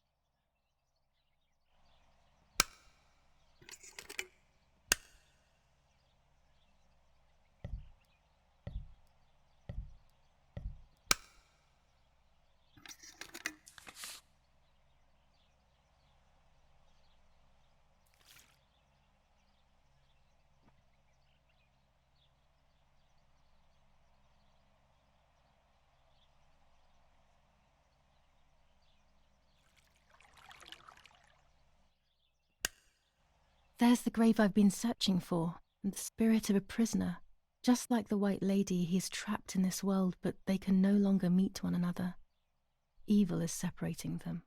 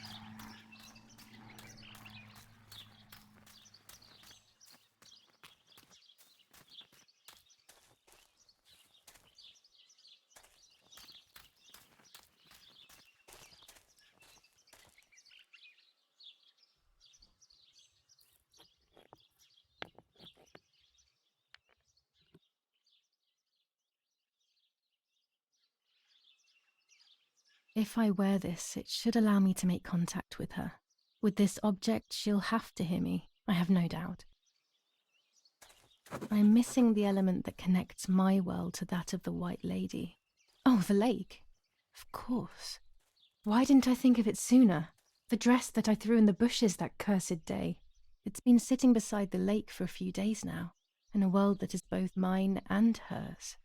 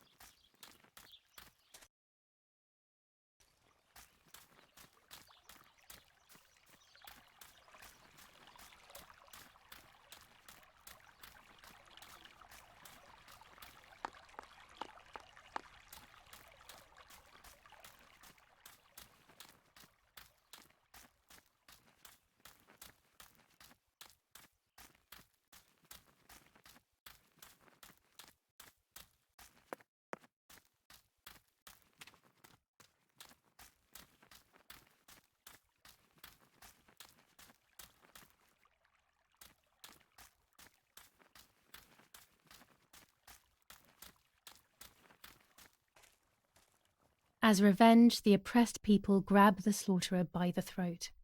Adolf Hitler, the Italian Communist Party.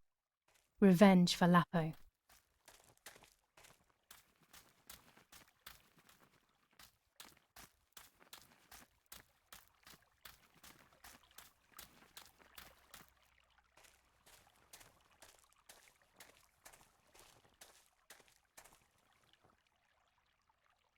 the lover's necklace.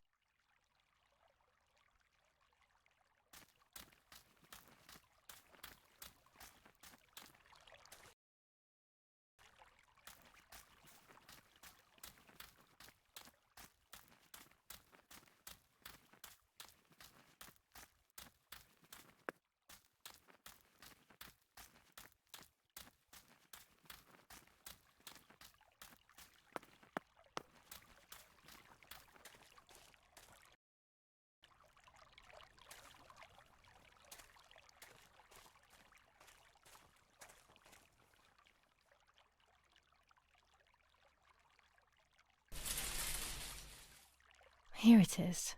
I hope it works.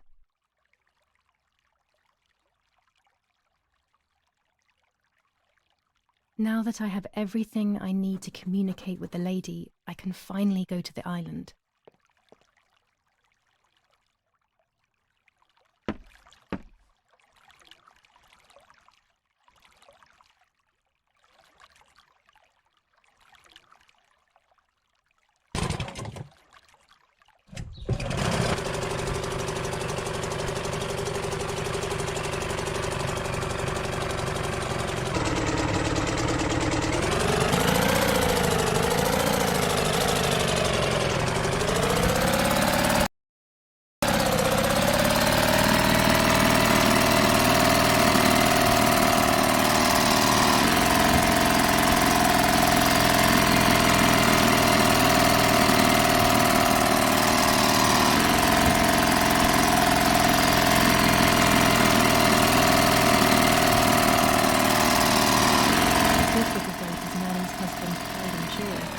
He used to take me fishing in it many years ago.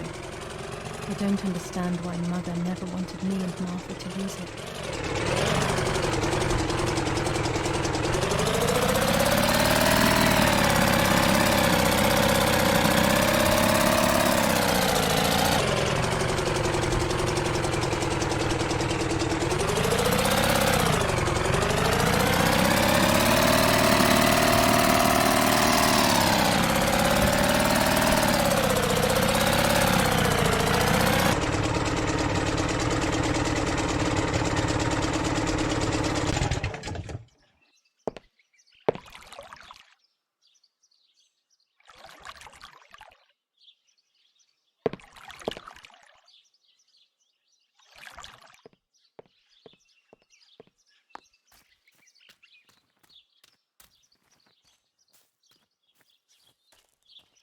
This is the tree the lover was hung from, according to the legend.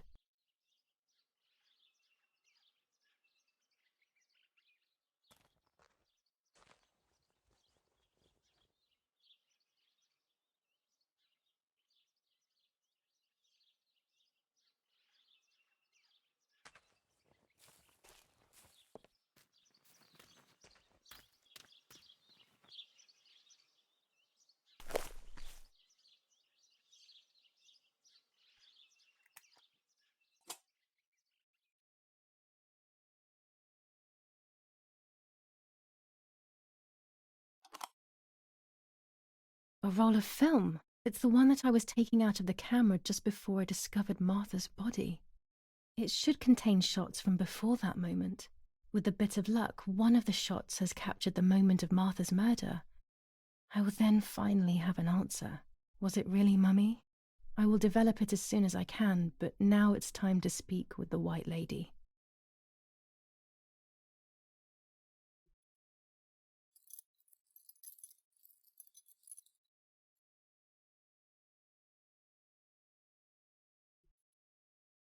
I will wear her lover's cross to draw her to me.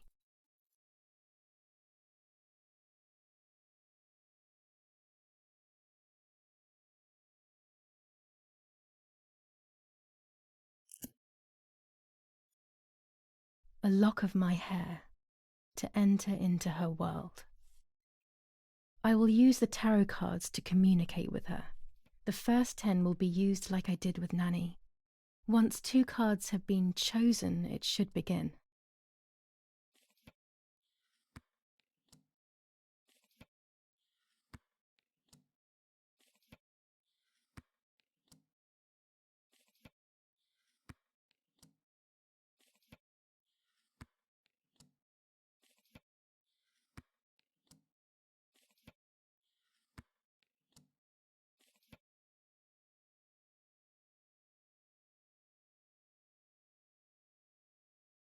You camouflage yourself in the woods to approach me. You blend in with the water to make yourself known. You wish to communicate with me through the energy of symbols. You use my pain to summon me. You are very bold. You call upon me for knowledge that I do not possess, for answers I do not have.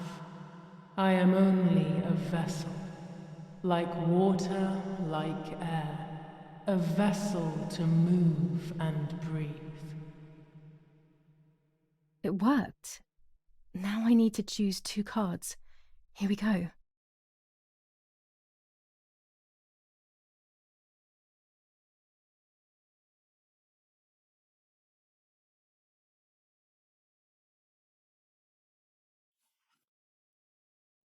I can sense that you want to know who did it, but I do not have the answer. You must find it yourself. Do not ever try to enter through the front door if you wish to reach the heart. Your twin sister might have the answer you are looking for. Even after death, we leave traces of ourselves, don't we? Everything is indefinite if you look at the essence of things.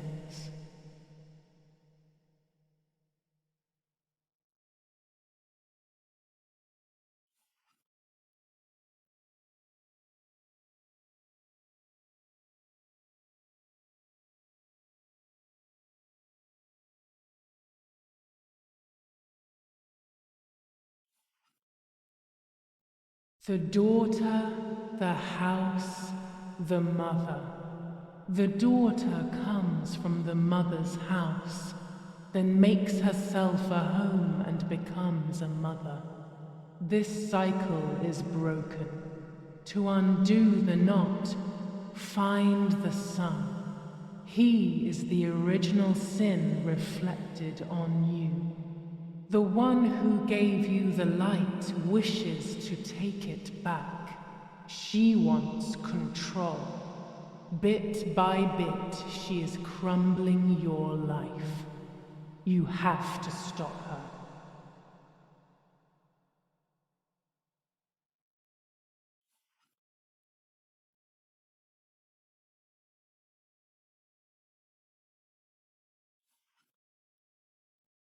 Part of our soul embraces the people we love. It is then torn away from us when these people disappear. The wound is deep and it cannot heal. Faith vacillates. Death causes fear. But the church is a safe place. It is home and mother to its children. Faith is the light. Do not lose it. Finding it again is almost impossible. I lost it in sorrow, and without time, I am lost in the dark.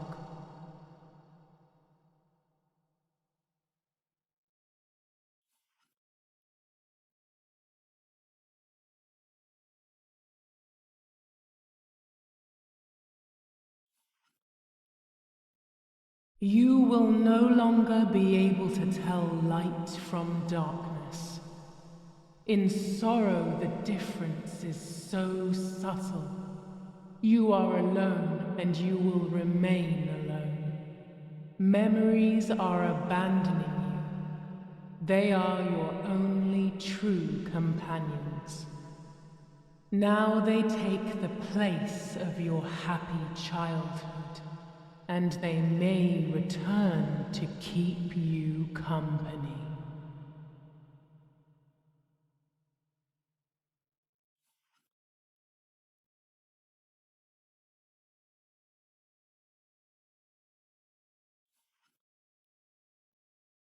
You do not have control of yourself. There is a dark figure inside you. The wounds are feeding it. It will do things you do not like. It will use your desires, your guilt, the darkest parts of your conscience.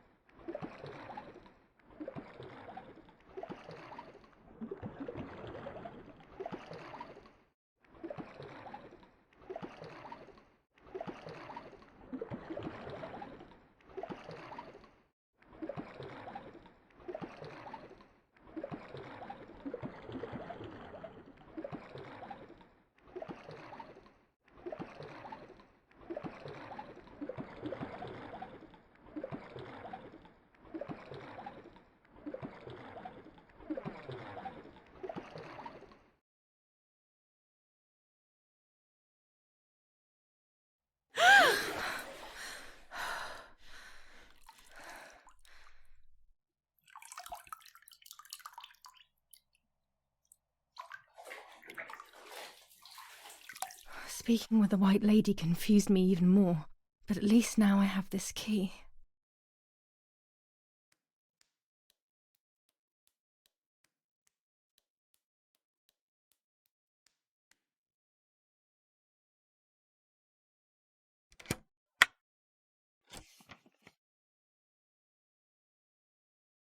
July 16th. Dear Sister, I entrust my secrets to this letter.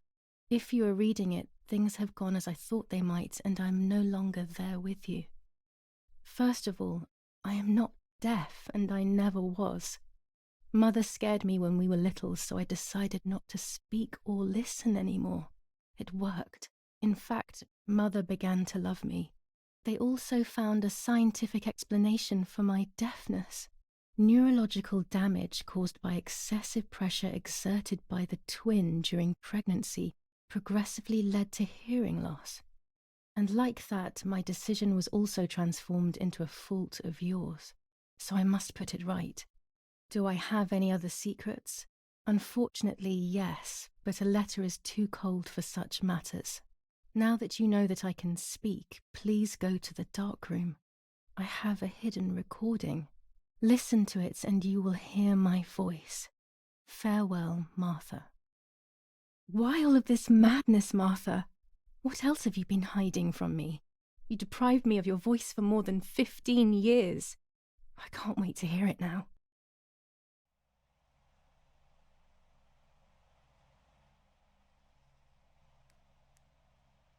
There is nothing here.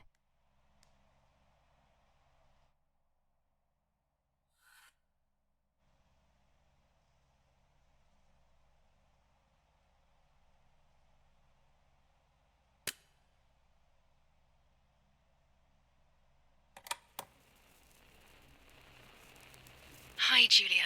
I know that this will seem absurd, but this is me and this is my voice. We are equals in this sense, too. Well, it's obvious, really. I've basically always spoken, and you were my voice.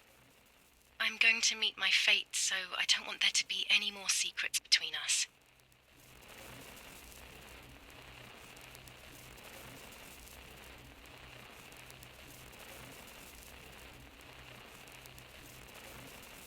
I have to tell you that I'm pregnant, Julia.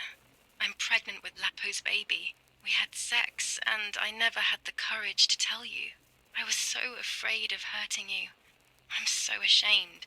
And now, how can I ever bring this child into the world? The baby is starting to show. Could you tell? That's why I'm no longer getting undressed in front of you. But for how much longer can I hide it? Yesterday, you asked me to go to the lake together early in the morning.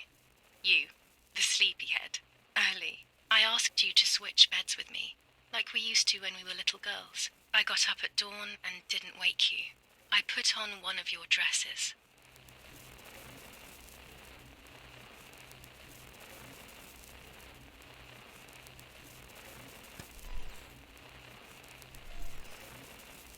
I wrote a card to Mother telling her that it was you who was pregnant, not me, and to come and see at the lake. I left it on the desk in her room.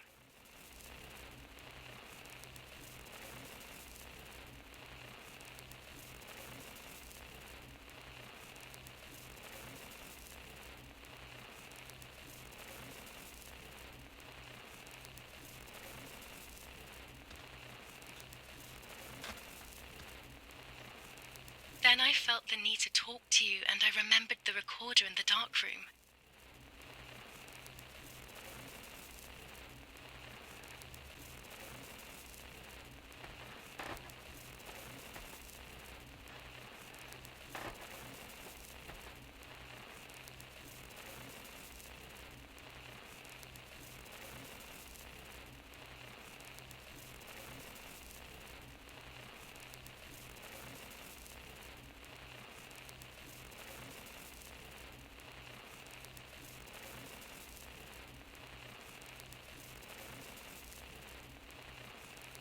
I will go to the lake alone and act as you. I will tell her everything you never had the courage to tell her. I will be your voice. I know how much she's made you suffer over the years. Unlike you, I remember all of the harm she has done to you, and it is my fault. Take my place, sister. You will live a better life, and I will be able to rest in peace, knowing that I at least tried to put right what I have done wrong. I will go now. My last memory will be the image of you sleeping peacefully.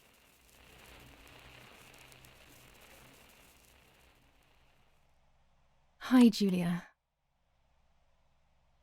I was upset, unbelievably upset. July 16th, that cursed day. Martha didn't wake me up.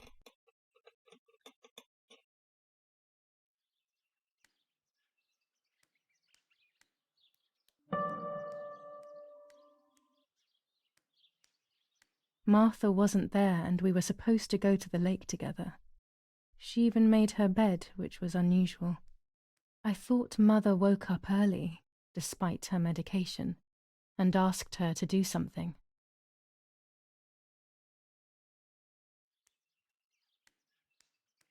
There was a dress missing from my wardrobe.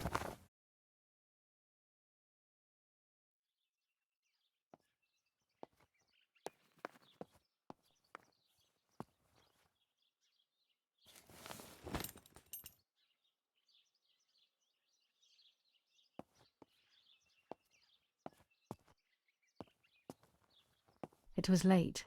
Martha hadn't woken me up as we had agreed, and I always overslept. I simply decided to go out and take the photographs by myself without Martha.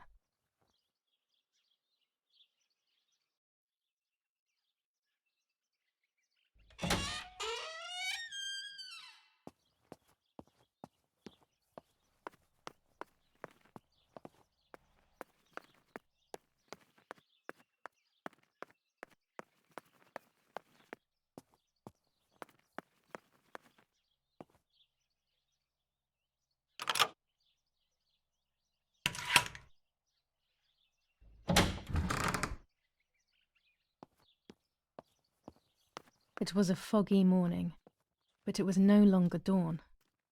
It was a sign of something terrible.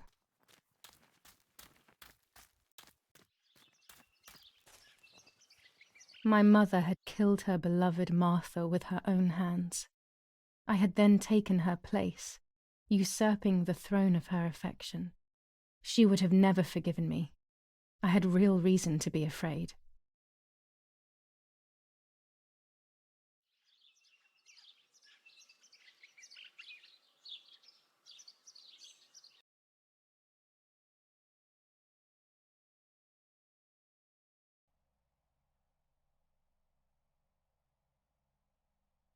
I searched for one of Daddy's pistols to defend myself.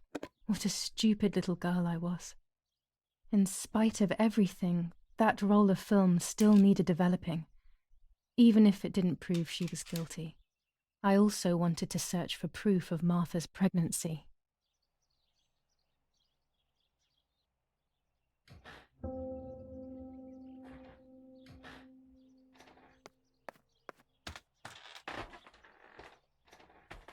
Almost 5 German divisions faced the troops of the 8th Army.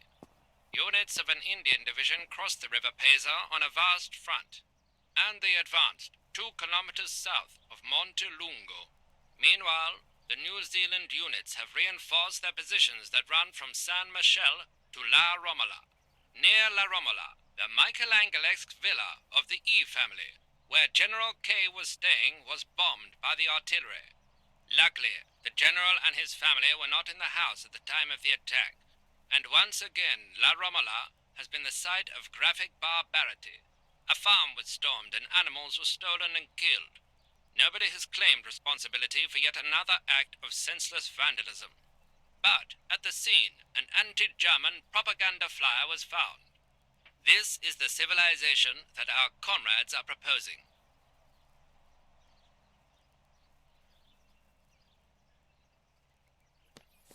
General Edict K. New rules on curfew and women's behaviour. German command of S. Vincenzo Attori.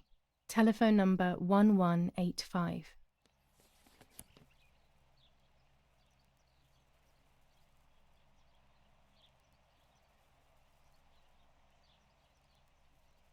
.400 ISO film. It comes into its own shooting clouds and indoors.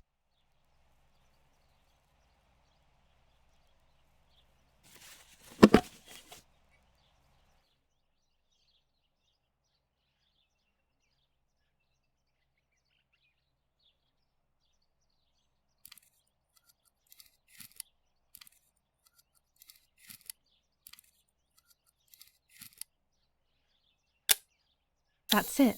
Hopefully the image comes out clearly.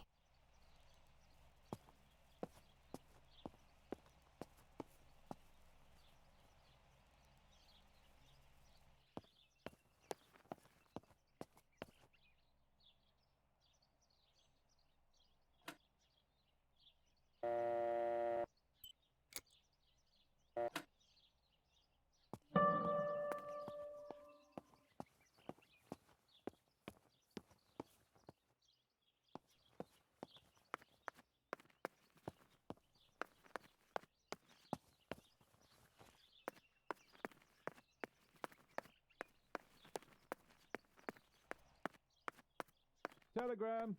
I'll leave it in the letterbox. Have a good day. Another telegram of condolence.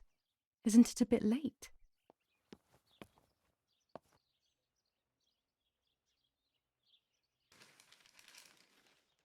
The New Zealanders conquer Tavernelli in the eastern sector of the battlefront. The troops of the 2nd New Zealand Division, British 8th Corps, conquer Tavernelli. The 6th South African Armoured Division advances on the heights near Greve, conquering the peaks of the Dimini and Philly Mountains. The 4th Division reaches San Giovanni. Bombings. Damage caused by the bombings between Florence and Siena continues to increase. After the disaster at Poggibonsi, rubble and power cuts are the order of the day. Attack on Hitler. After an attack carried out by a group of traitors, Hitler's words are, "In having escaped, I see a sign of the duty incumbent on me to continue my work." Sabotage of the phone lines in La Romola. Telephone cables have been cut, causing danger to general safety. Any damage to the information service facilities is punishable by death.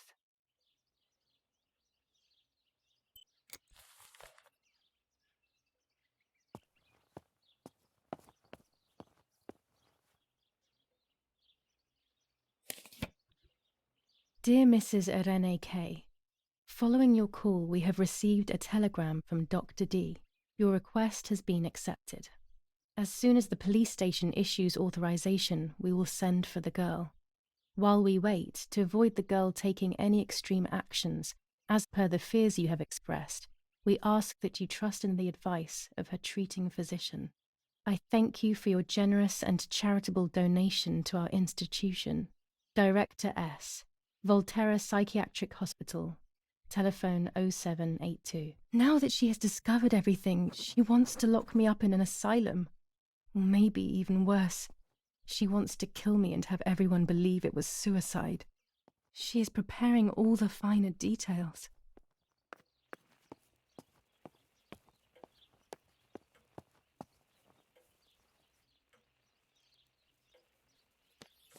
Commune of San Casciano, Province of Florence. Death certificate. From the Register of Death Certificates of this commune, number 174, Part 3, Series 12 of the year 1944.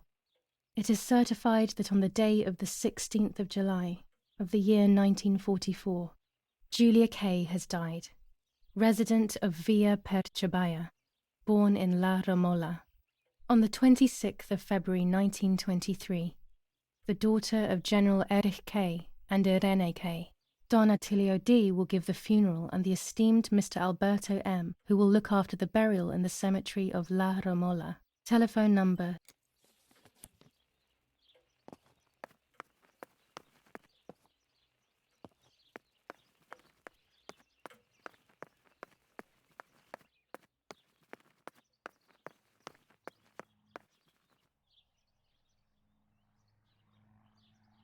Go to the dark room now.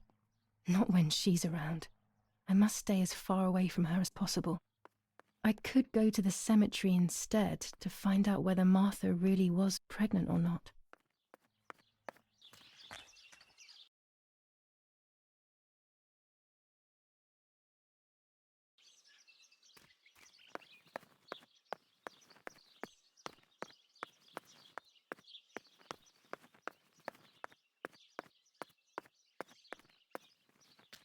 Martha is in the family crypt. That place is scary. I don't remember, but Nanny told me we used to go there when we were kids, to see who was brave enough to go down the stairs. No one would ever go further than the first 2 steps. Now Martha's down there, alone, in the dark. She must be frightened.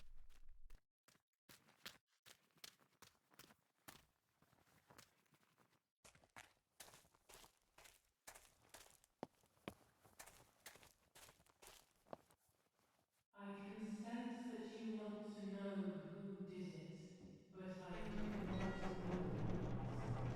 You must find it yourself. Do not ever try The to crypt is enter here. through the front door if you wish to reach Not now. the heart. Your twin sister Let's hope the might have caretaker isn't the around. answer That you man are gives me the looking creeps. for. Even after death, we leave traces of ourselves, don't we? Everything is I should water the indefinite if plants. you look at the No one will essence do of it. The things. caretaker clearly doesn't care.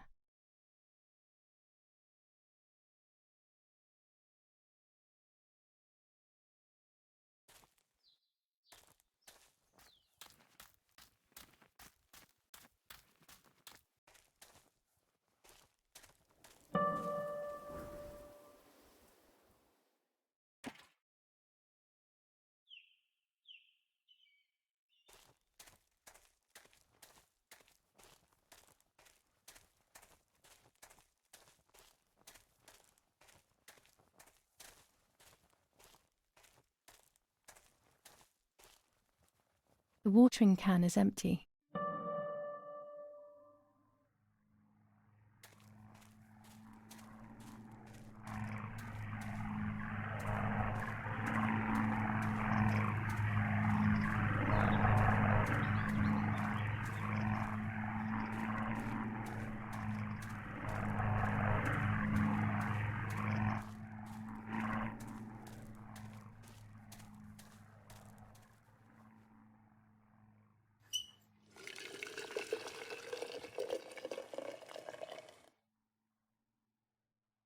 Now that I have filled the watering can, I can water the plants.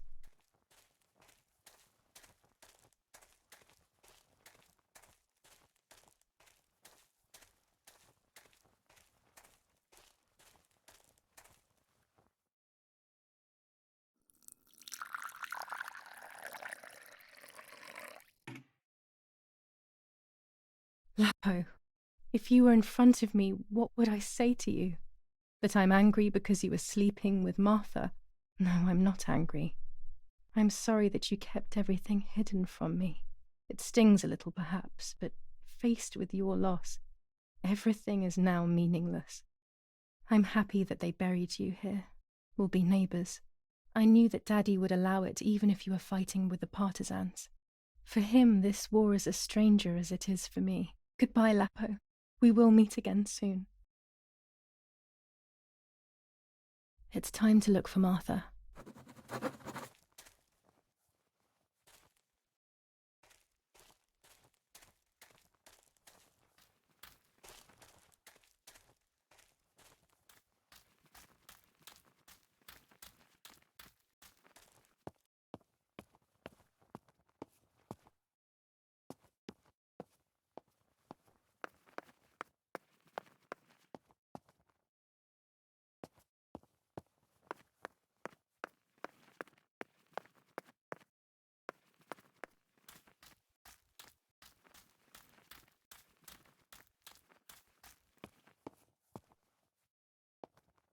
Among all those keys, one of them must be for the family crypt.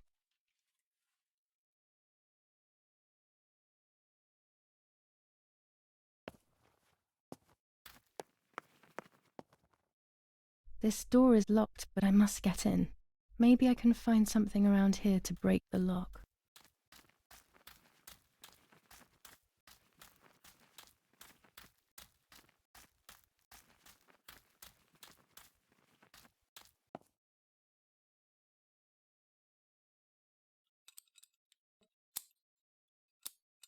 These are perfect for breaking the lock. I should hurry before the caretaker comes back.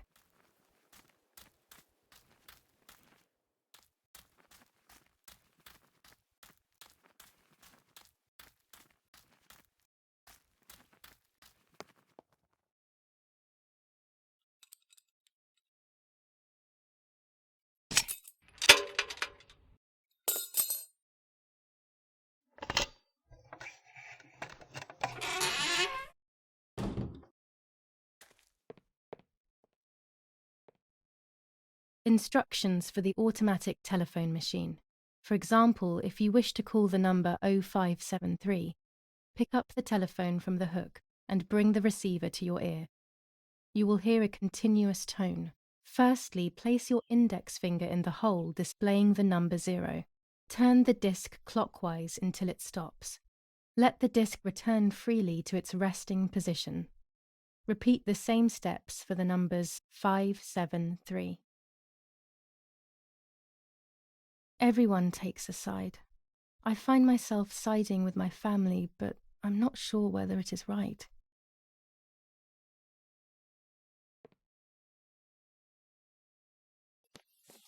Enough. I can't go on like this any longer. I can't go on pretending nothing happened. My family was slaughtered by these dirty Nazis.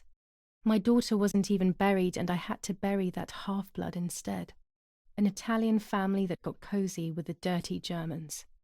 Bastards, that's what they are. What am I supposed to do with my life now? I want to end it, but not without taking a few Germans down with me.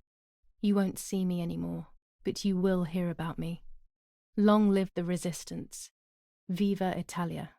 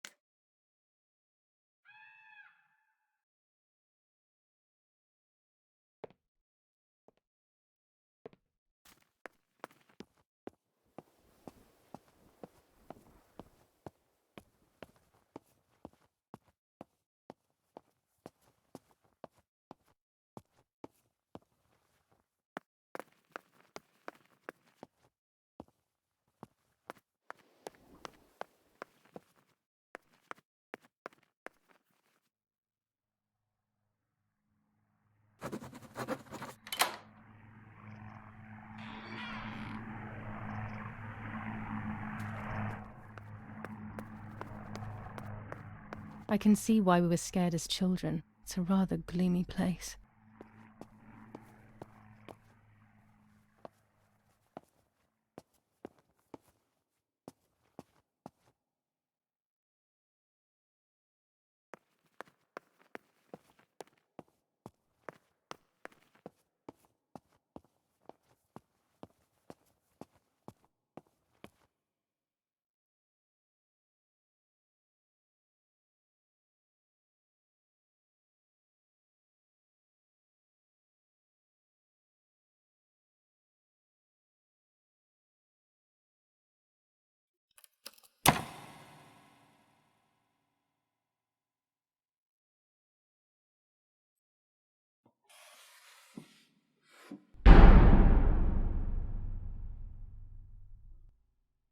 May God forgive me for what I'm about to do.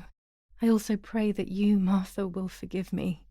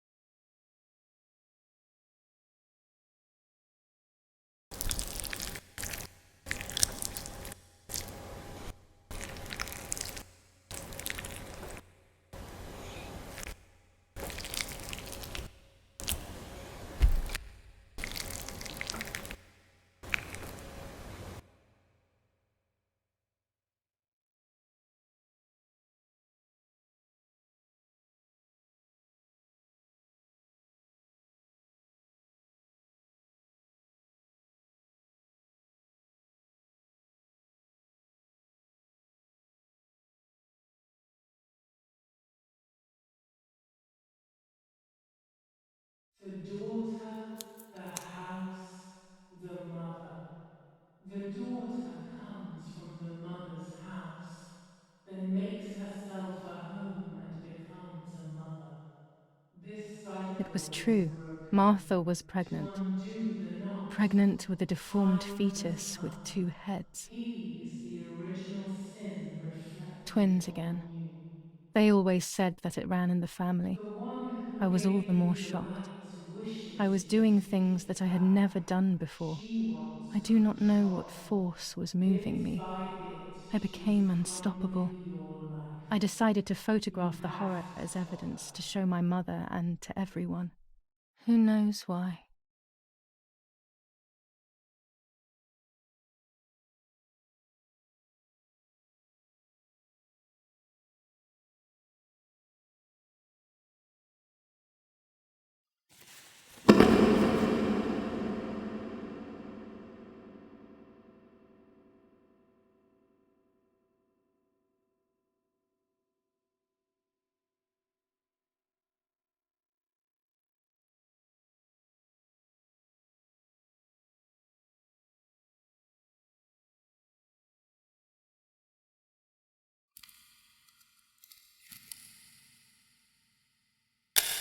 Enough now.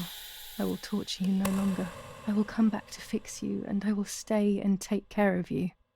We will spend so much time together. I love you, Martha.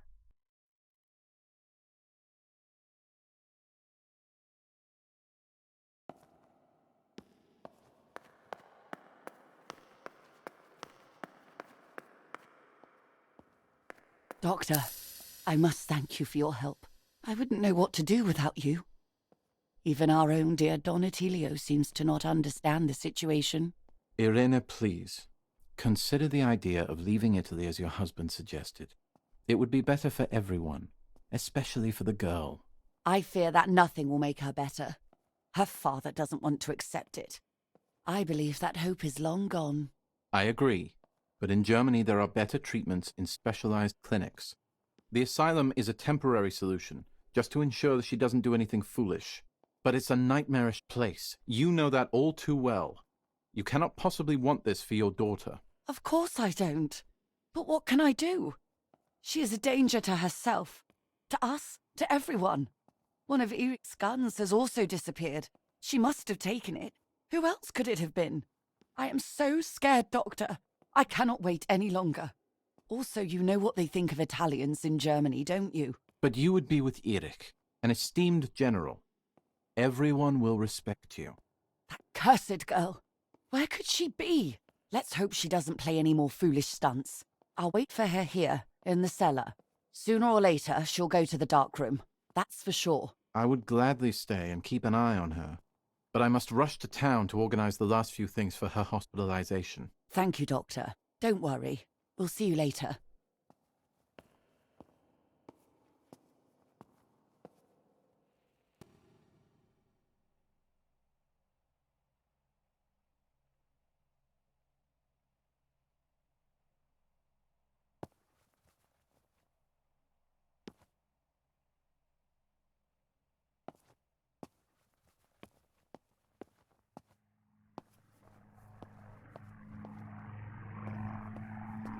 She's sleeping.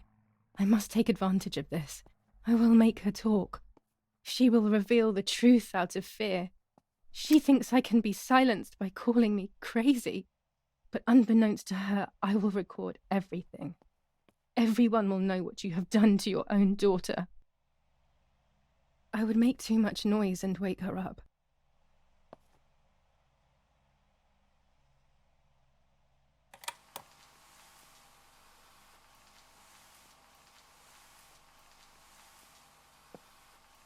I would make too much noise and wake her up.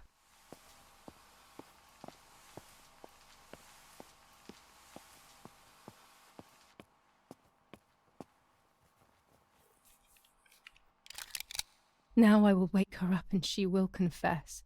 You can bet on it.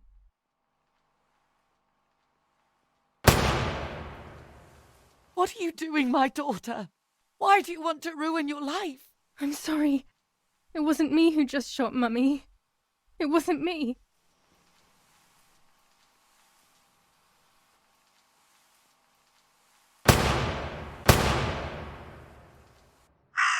Dear God, what have I done? She forced me. She killed Martha. But who in the world will believe me now? They will take me to the mental asylum. Those rolls of film are my only hope.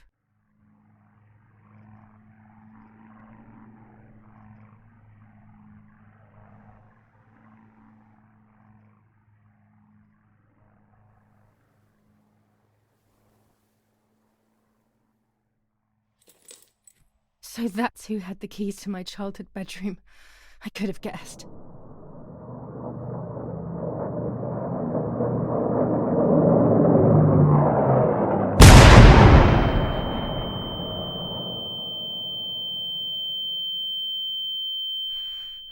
My God, sooner or later more bombs will land here. Then everything will come to an end.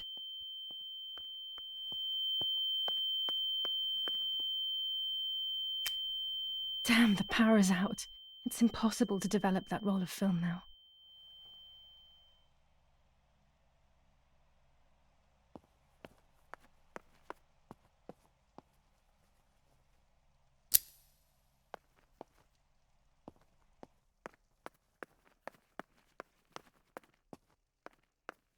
At least now I finally have the keys to my old room. But why was it locked in the first place?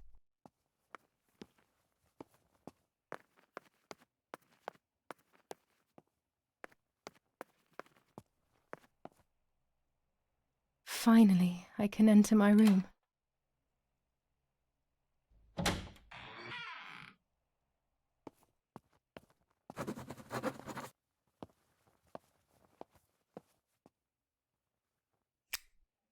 It's like being a child all over again. I used to play with the puppets by reenacting what was happening in my life. to clear my mind. I want to do it again. At the beginning of any puppet act, there was always the legend of the White Lady. Otherwise, the scenes I was reenacting were worthless.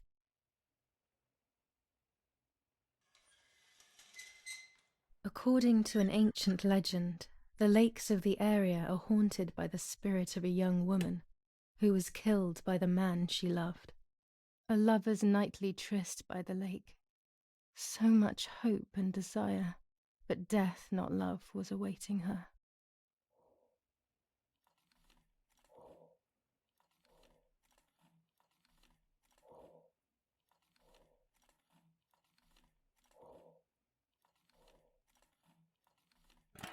Ah, what a beautiful moon tonight.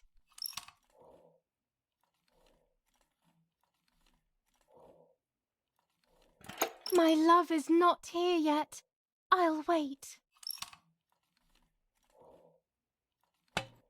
You're here at last.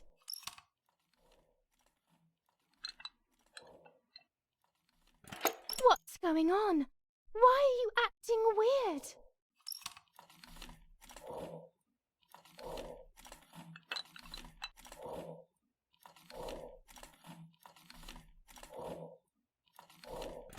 I know you kissed another.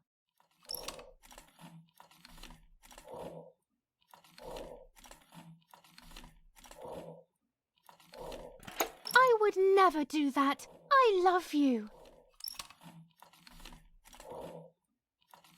I love you too much. The thought of you with another drives me insane. That's why you have to die.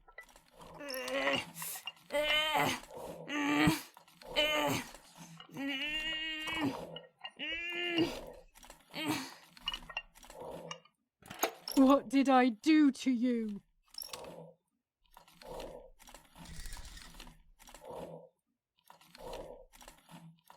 In despair, the man confessed he had killed her out of jealousy.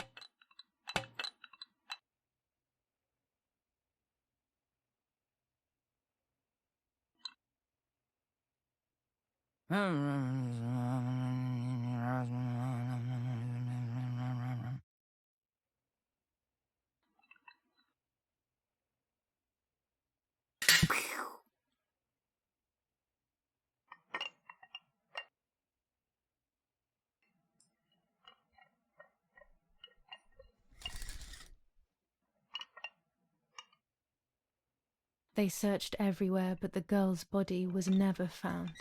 Since then, her spirit, known as the White Lady, takes the life of a young woman whenever events take her back to that sad day.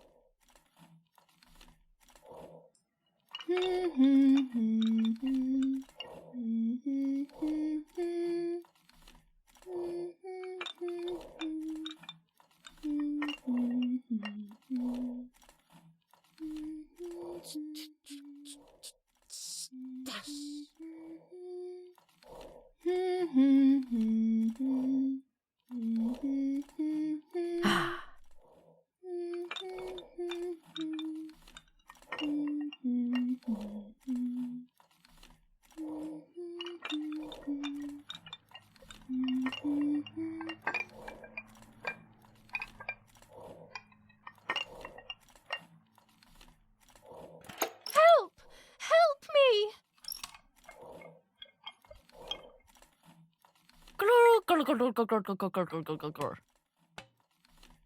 Now I can begin. First of all, let's clarify what happened the night before the cursed 16th of July.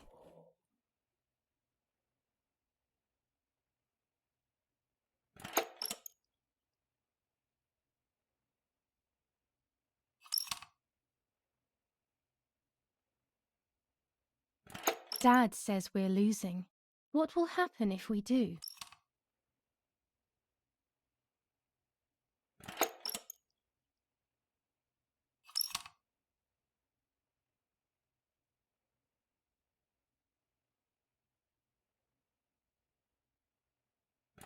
Will we go to Germany?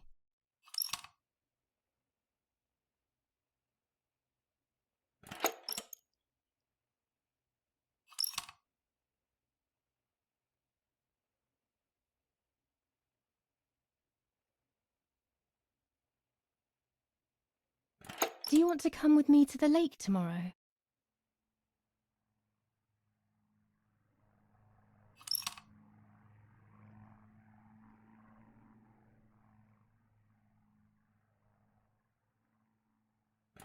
I want to take some photos.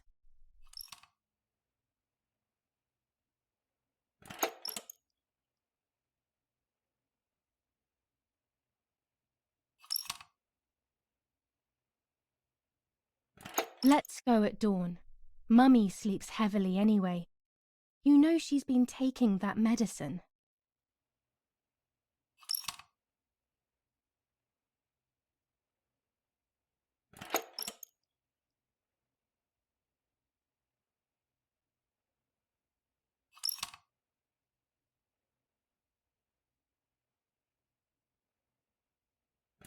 Wake me up!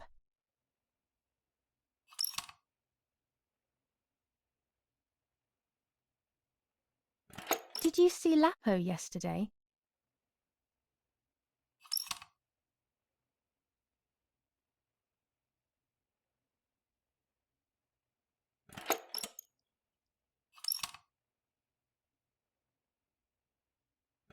I saw him leave the barn. Weren't you there?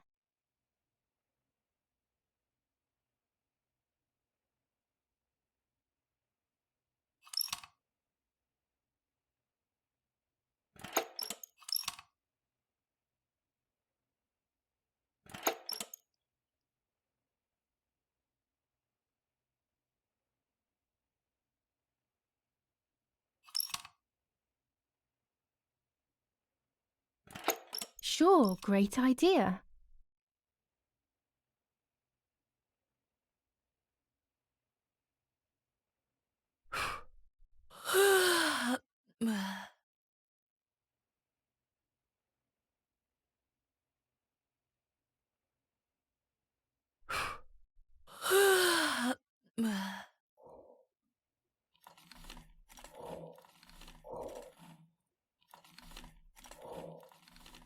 Yes, it happened like this. Then in the morning, Martha went to the lake pretending to be me to show her pregnancy. She knew Mother was going to follow her down. Now I can only guess what happened when they met at the lake.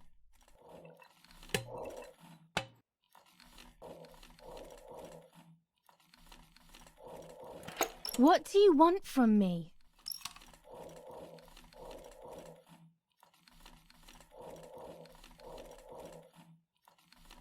Take off your clothes. I want to see your shame.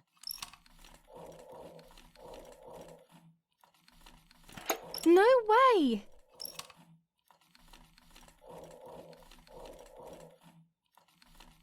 I'll take that dress off for you, stupid girl.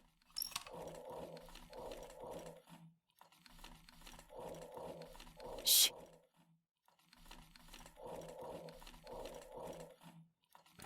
I'm going to kill you.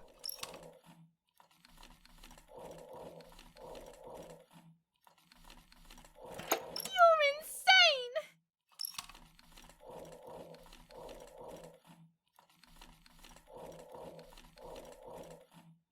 You are insane. Do you realize that?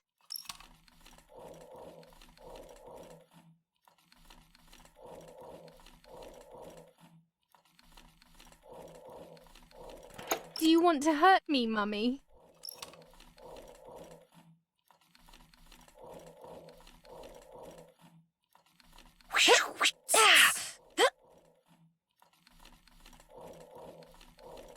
Dum, dung, dung, dung, dung. Yes, this version is credible.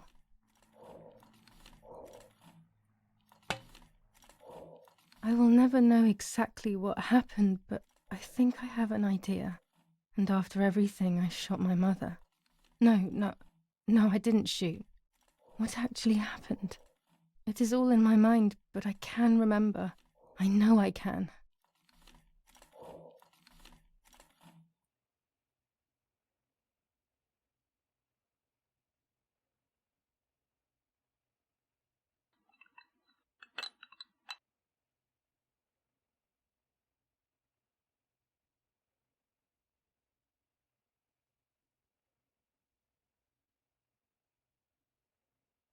A little arm.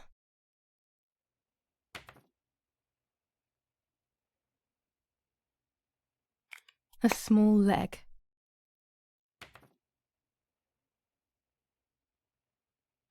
And another little arm.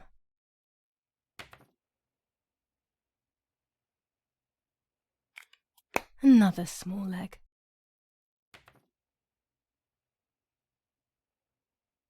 Oh look, only the head is left.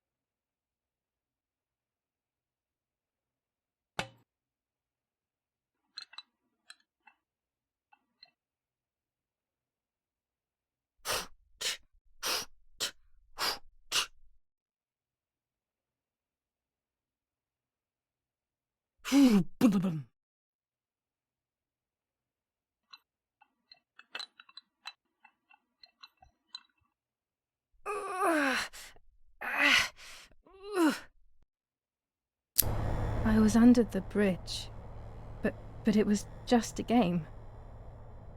This, however, is not a game. I was just playing. It's just a bad joke. Under the bridge, the church, the town.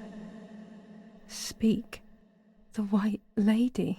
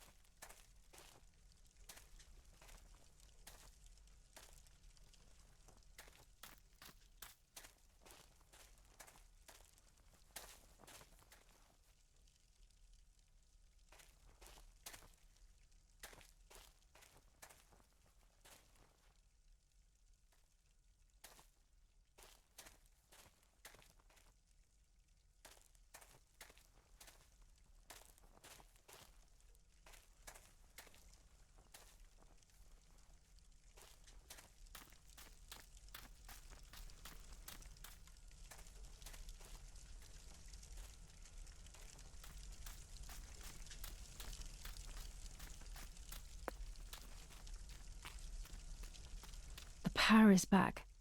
Now I can develop the role and hopefully have my questions answered.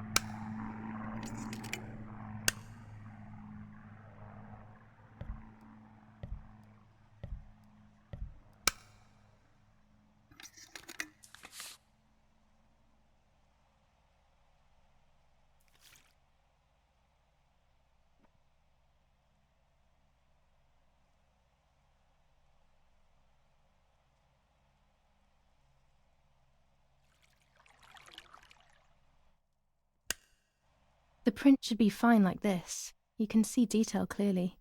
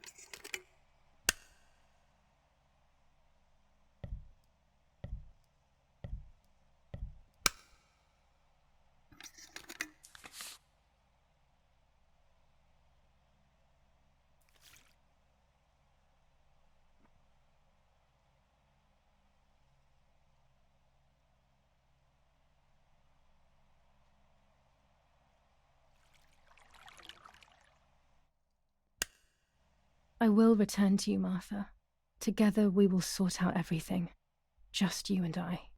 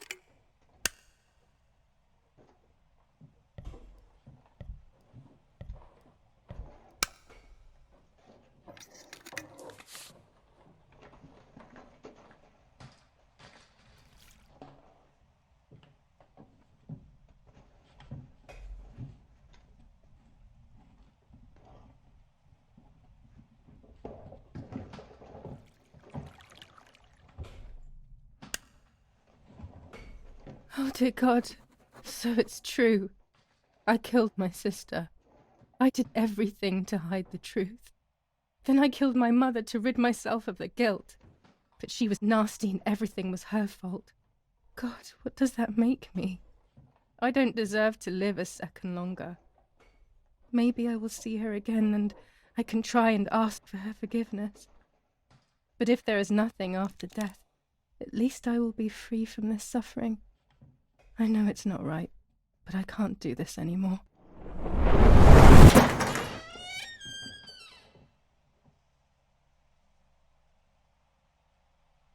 I fired instinctively at that soldier, hitting him right in the head, but it was not a good idea. He obviously didn't come alone. When the others came in, I closed my eyes. I heard a lot of commotion and then felt a sharp pain in the stomach. They were kicking me while another tried in vain to convince himself that the soldier on the ground was still alive. They hit me in the ribs, the back, and the stomach. I couldn't breathe, and at the same time I felt the need to vomit. They were ordered to put me on a seat. They bound me up so tightly that I couldn't feel my hands or feet. On the seat next to me was my father. He was breathing, but he appeared to be unconscious. The guy in charge started asking me questions. He kept hitting me in the face and head with some kind of short cane. It was so violent I thought my skull would crack open. All I could taste in my mouth was blood and broken teeth. I ran my tongue across my teeth, thinking to myself that I'd never be able to smile again. A frivolous thought, perhaps, but a painful one nonetheless. Part of my top lip was cut open and was hanging down. I foolishly tried to put it back in place using my tongue and lower lip. I threw up. They forced me to confess that my father had been carrying out all kinds of activity within the German army. Of course, I didn't know anything about it, so I tried to explain. But those punches... I would have done whatever it took to stop them. Whatever it took. Just after I told them what they wanted to hear, the general said, "All it took were 2 slaps and you sold out your father, you German whore." Then he ordered my father to be executed. It took less than a moment. He didn't even move.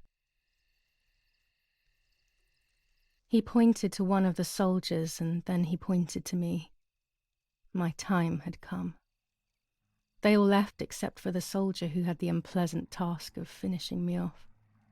I wanted to die, but not like that. Terror engulfed me. I could almost hear the sound of my body evacuating. I had the gun pointed to my forehead. I couldn't look at his face. I stank. I felt indecent. Then he moved the gun on purpose and shot without hitting me. He had taken pity on me. It must have been my fate not to die. He quickly cut the ropes and pushed me to the ground, saying out loud, "It's done. The German whore has been dealt with." I was left motionless on the ground. He left, and I fainted again.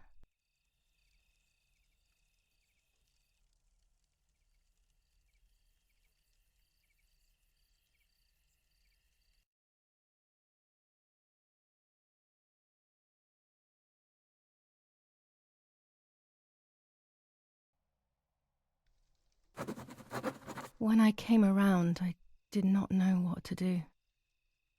I was completely empty and felt pain everywhere. Everyone was dead. I was now alone in the world. I felt a desire to hear their voices one last time on Daddy's recorder in the dark room. Provided the soldiers hadn't destroyed it, that is.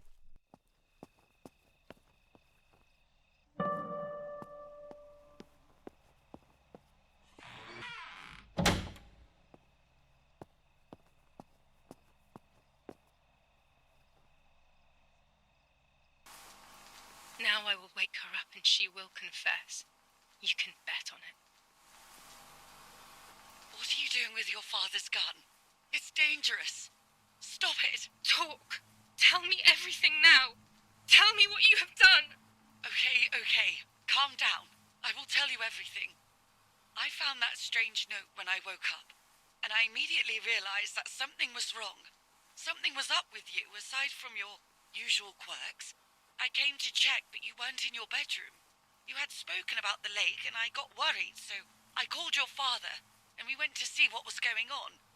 We found you sitting in your underwear at the side of the lake. You kept saying that nothing had happened, and you kept repeating things like that. I hugged you to try and make you feel better, but you did not speak again for days.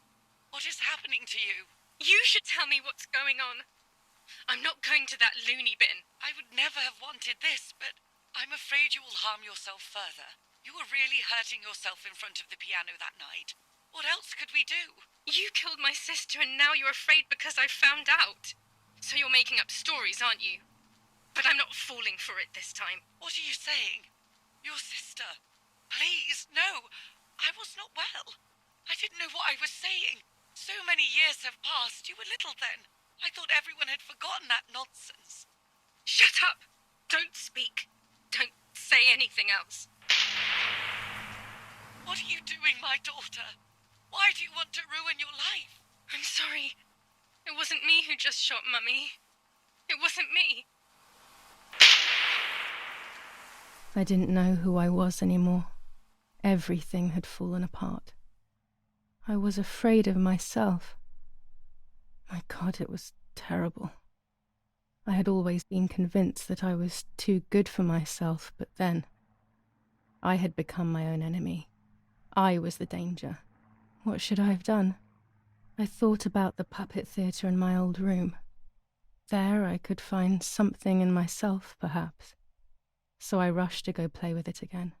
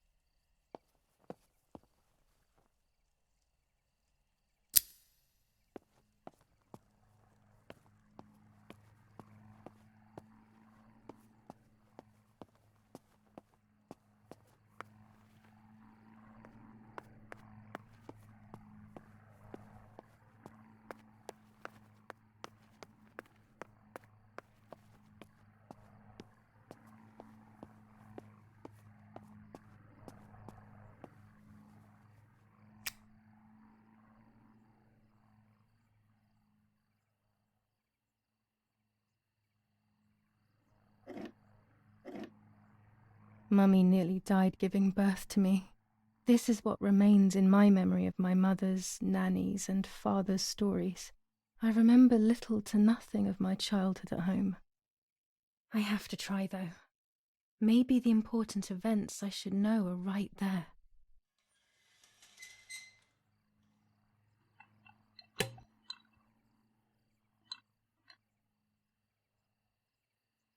How are you, madam? I feel a sharp pain.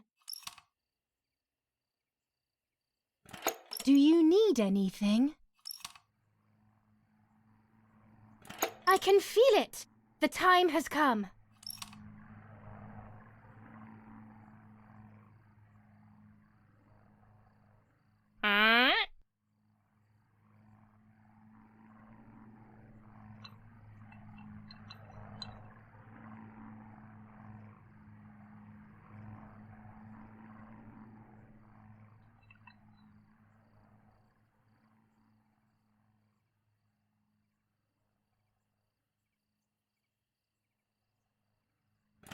Everything is ready.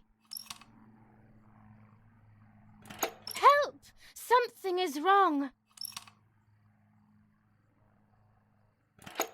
Help! Irene is not well.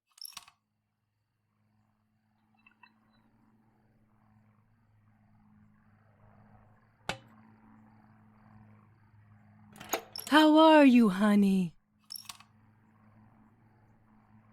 I'm getting weaker and weaker.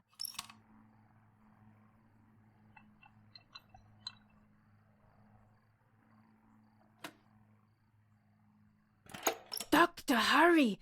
Arena is sick!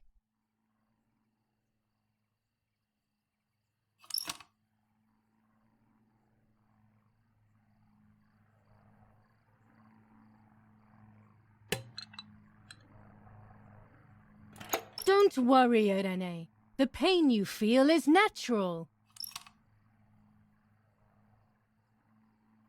Push, Irene, push!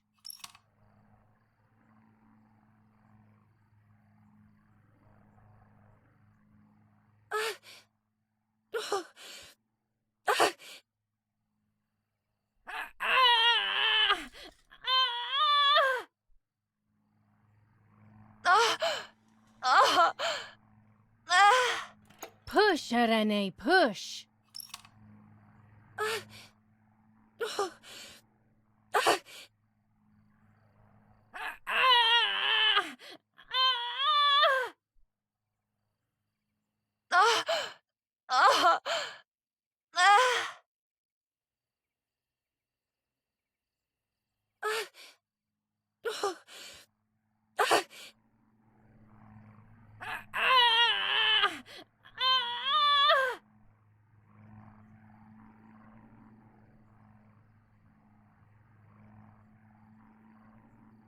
The baby is born! I feel sick. I feel myself wasting away. It's going to be okay.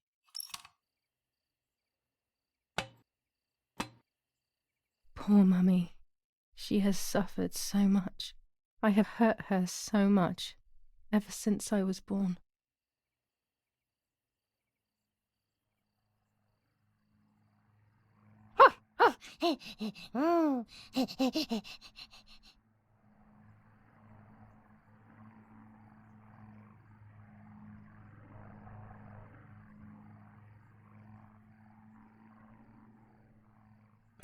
Mummy, I'm thirsty.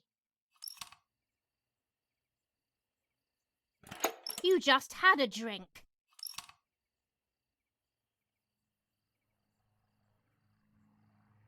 Mummy, I'm hungry.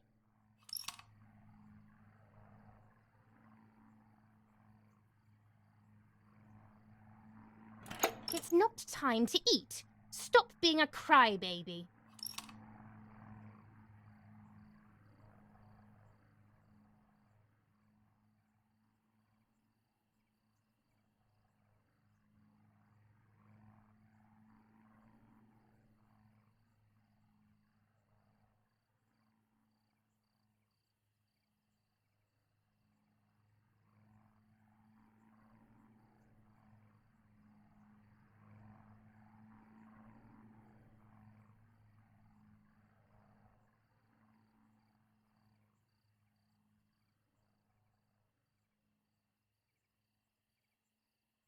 Mummy, I have to pee.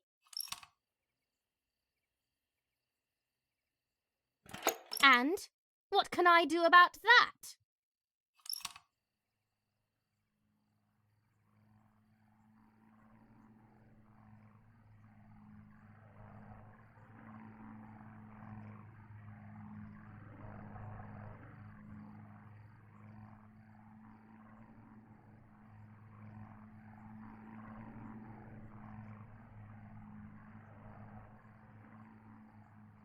Mummy, I'm sleepy.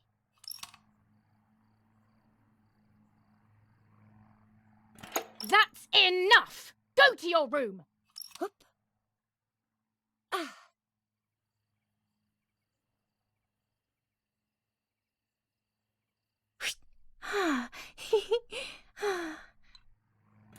Get out of my sight! I can stand you no longer!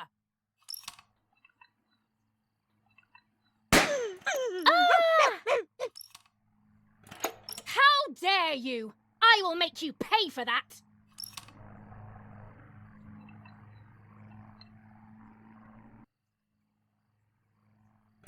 My hands are not enough! You need to learn properly this time! Sorry, it was an accident, Mummy. Please don't... Come!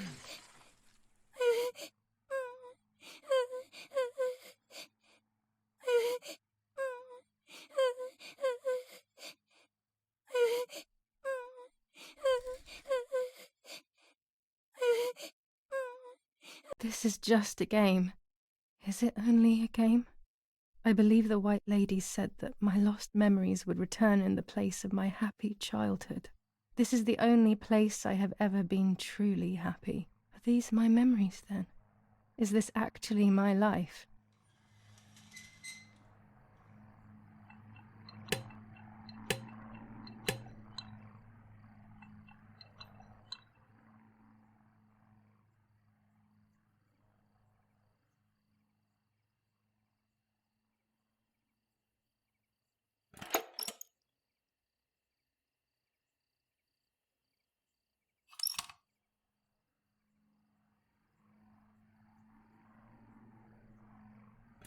Yes, I like that game.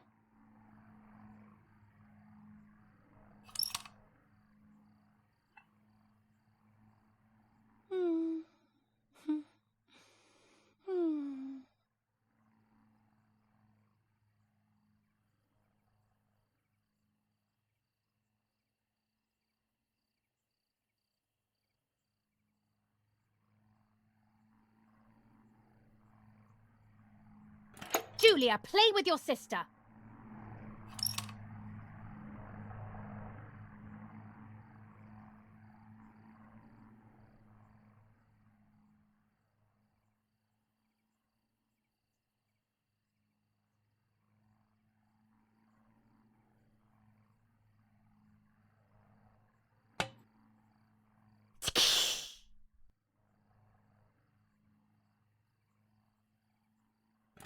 Sorry, Mummy. I didn't do it on purpose.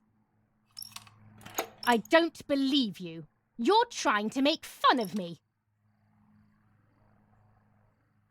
You did it on purpose. What do you have to say for yourself?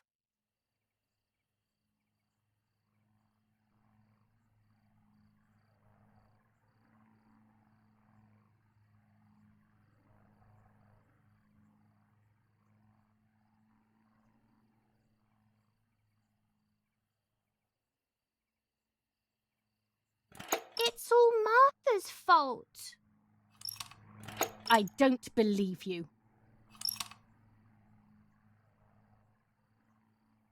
I saw that. You think you're so smart.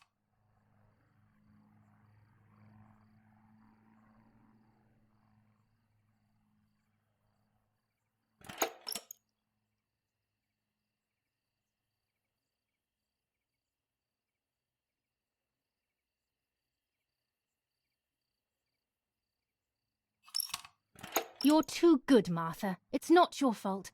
I've seen it all.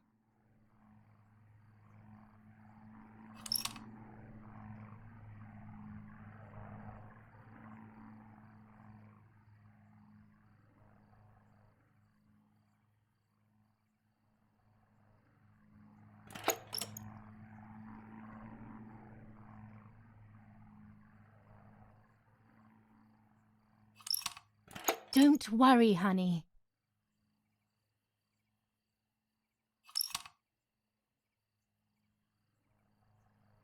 I'm angry with you. I will beat manners into you, you stupid little girl.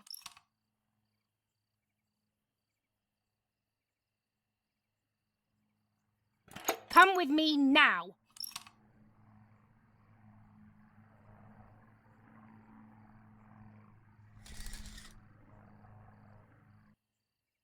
Sorry, Mummy. I'm so sorry. Come with me. I will put you in your place, girl.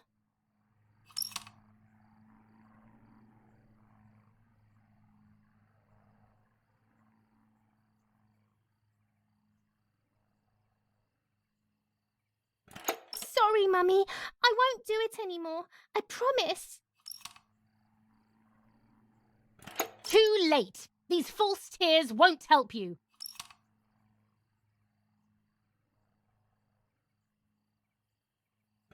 Stay still.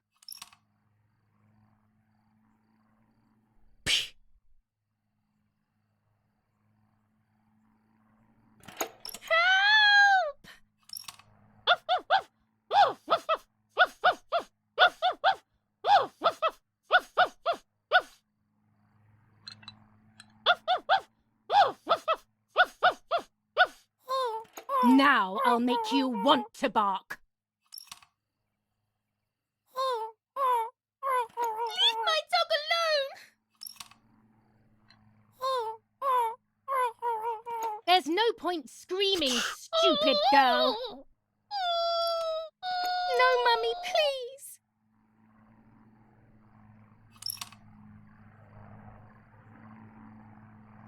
You're insane.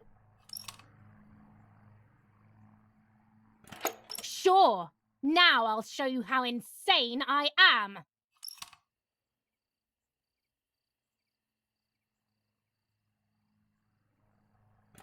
Help, Daddy, help! Screaming won't work. Your father is not here like usual. Eat it.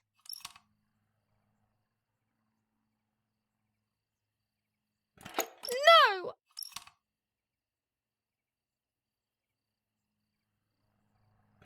Eat!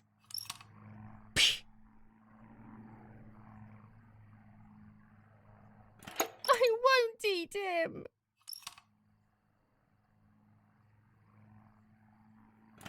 I said eat!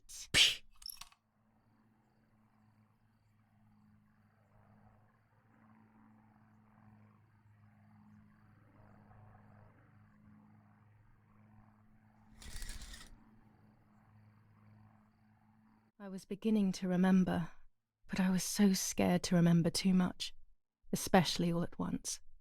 I didn't have time to guess exactly what happened. It was making me too upset.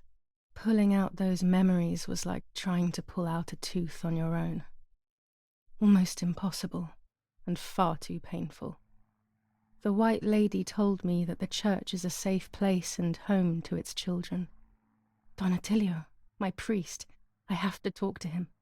I have to call him on the telephone.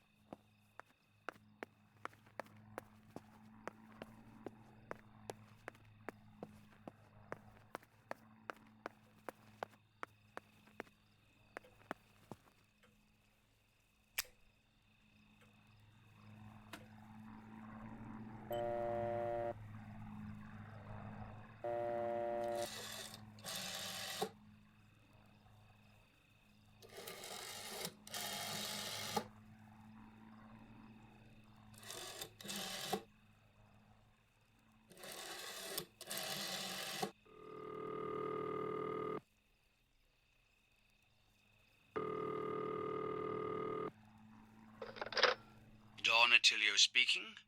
Who is it? Father, help me. They're all dead.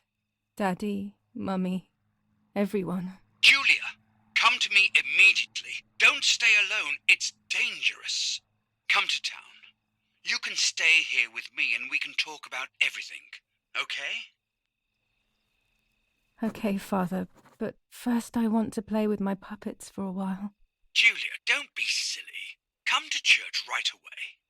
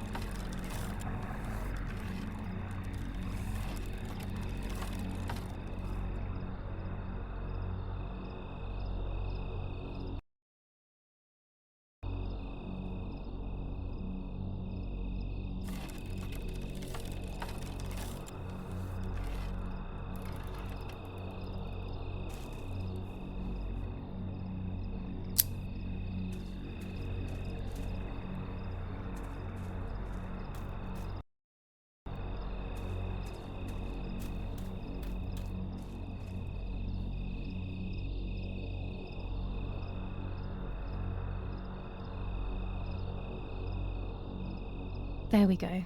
The photo is where they requested.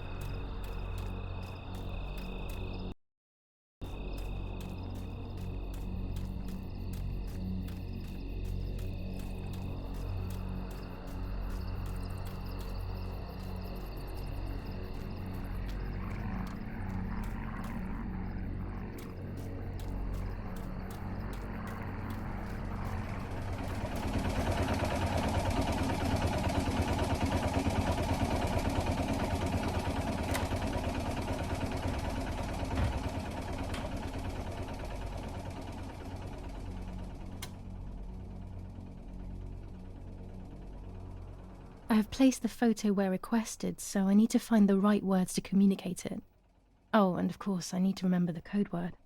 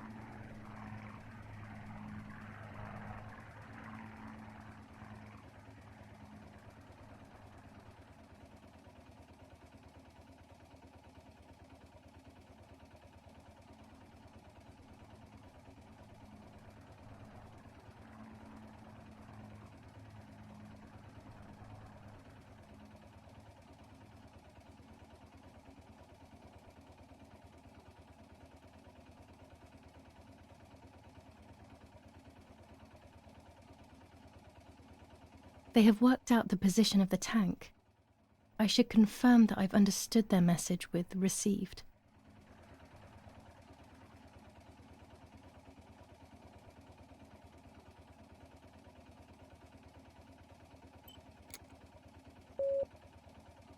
Damn it again!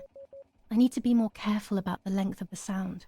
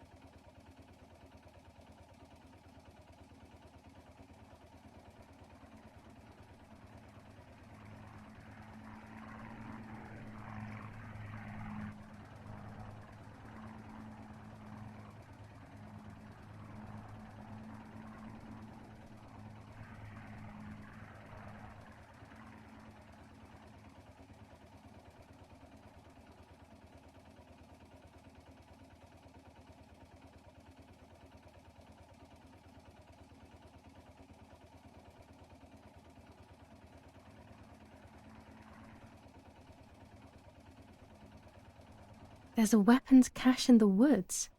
In my woods. Okay, I will search for it. Let's respond received again.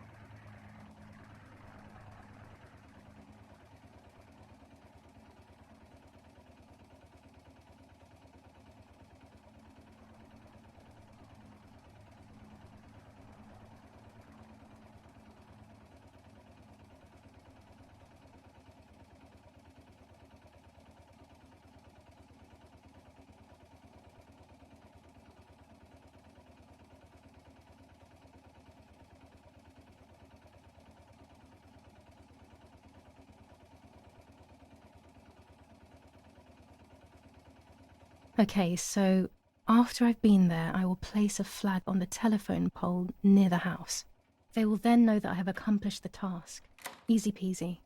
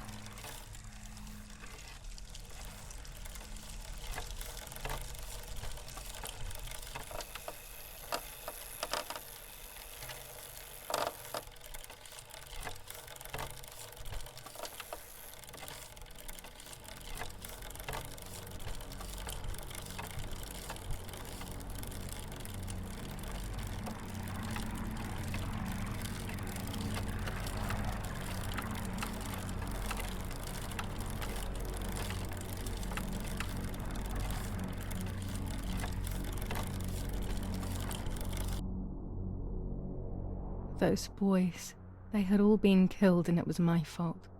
They were my age, and a few of them were our friends. I didn't think it would go like that, but wasn't it obvious, really? What was I actually expecting? I felt like a coward. But what could I have done? Should I have betrayed my father? I loved my father, but I also loved my friend Lapo. Which side was I on? I just listened to my heart. I thought it was the right thing to do. But instead, it was the worst thing I could have done.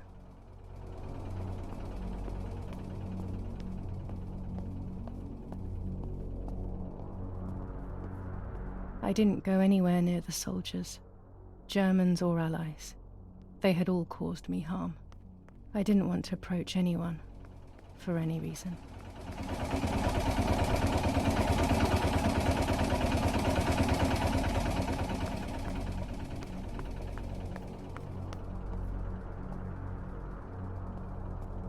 I didn't go anywhere near the soldiers, Germans or allies. They had all caused me harm. I didn't want to approach anyone, for any reason.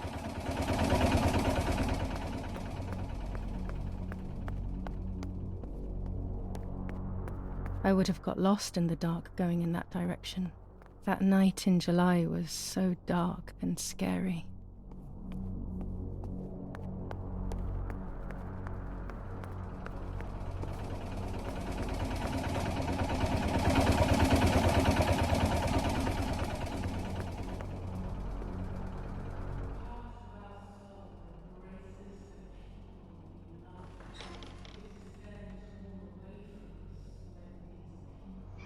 Once I crossed that threshold, I completely lost touch with reality.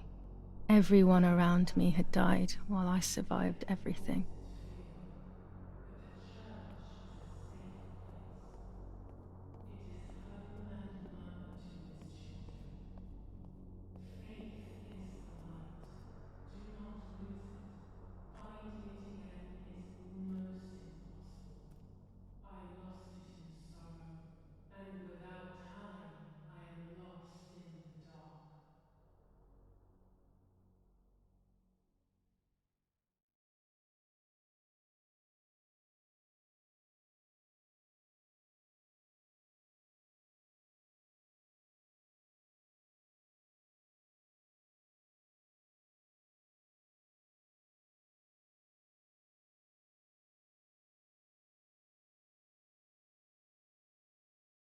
I don't remember how things went. I just remember a big light and then photographs were being taken of me. There was a man dressed in white, a doctor, I presume. He was asking me questions, but I didn't understand what he was actually asking me. He wrote something on a piece of paper and then 2 nurses led me away. I was in the mental asylum. Some women were talking to themselves. Others cried. Some were even covered in their own filth. Others were violent and tried to hurt themselves any way possible. There was this one young woman who would pleasure herself all day long, incessantly, to the point where she would bleed. So they would tie her down to the bed screaming, cursing and talking gibberish for days on end. Once her wounds had healed and she was untied, she would just start again. That woman was me. They started to give me injections. What they gave me made my whole body shake. I broke my vertebrae and an ankle. I think it was called cardiazole or something like that. My body was like a fire that didn't want to be put out. When it appeared to be quenched, it would come back, even stronger than before. In the end, though, they won. I stopped screaming and masturbating. I stopped thinking. There was no longer any need for therapy. Something inside of me had died. But nevertheless, I insisted on carrying along this painful journey. I was stronger than I could ever have imagined.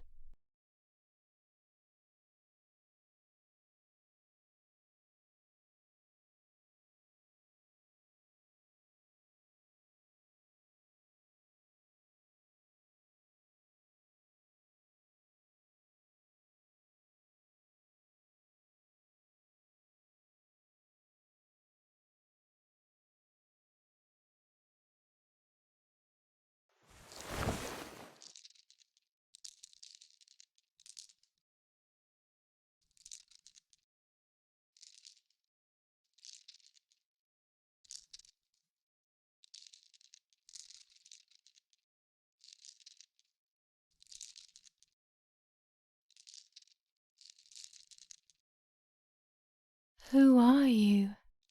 Wait, wait. I want answers. Don't go away.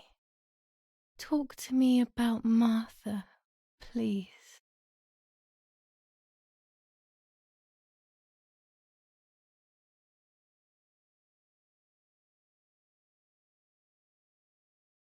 Martha is dead.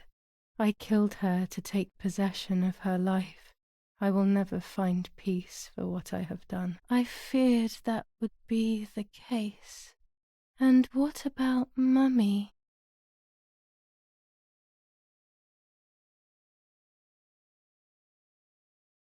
Mummy is dead. Nobody knows that better than I do, unfortunately. It's useless to try and deceive ourselves. Did I do what I think I've done?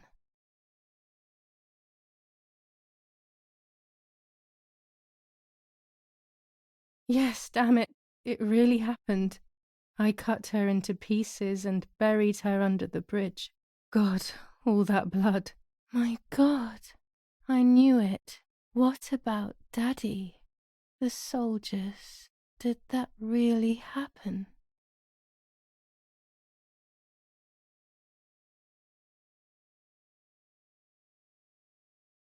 It happened. He was shot right in front of me. Fear, pain, shame. I can't remove it, but I cannot relive it either. Unfortunately, I knew that already. What about Nanny?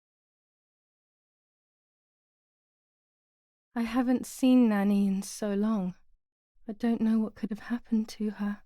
Who knows where she is, the poor thing. I'm afraid to ask about Lapo.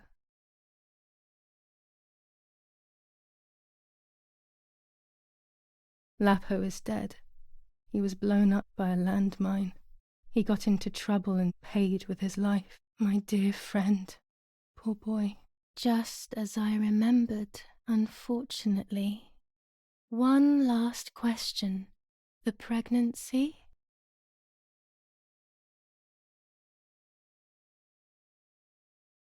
Martha was pregnant.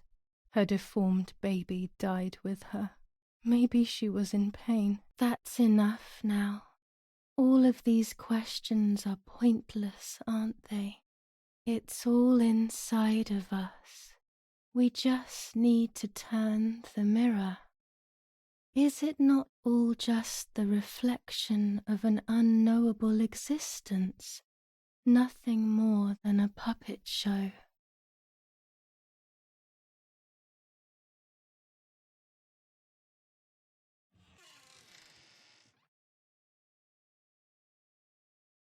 Ready for everything with open arms, even ready to kill.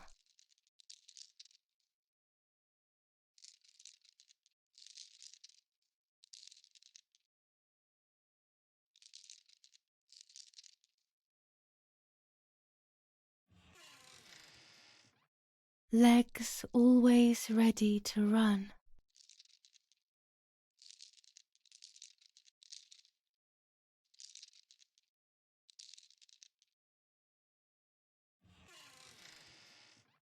The womb that conceived in sin.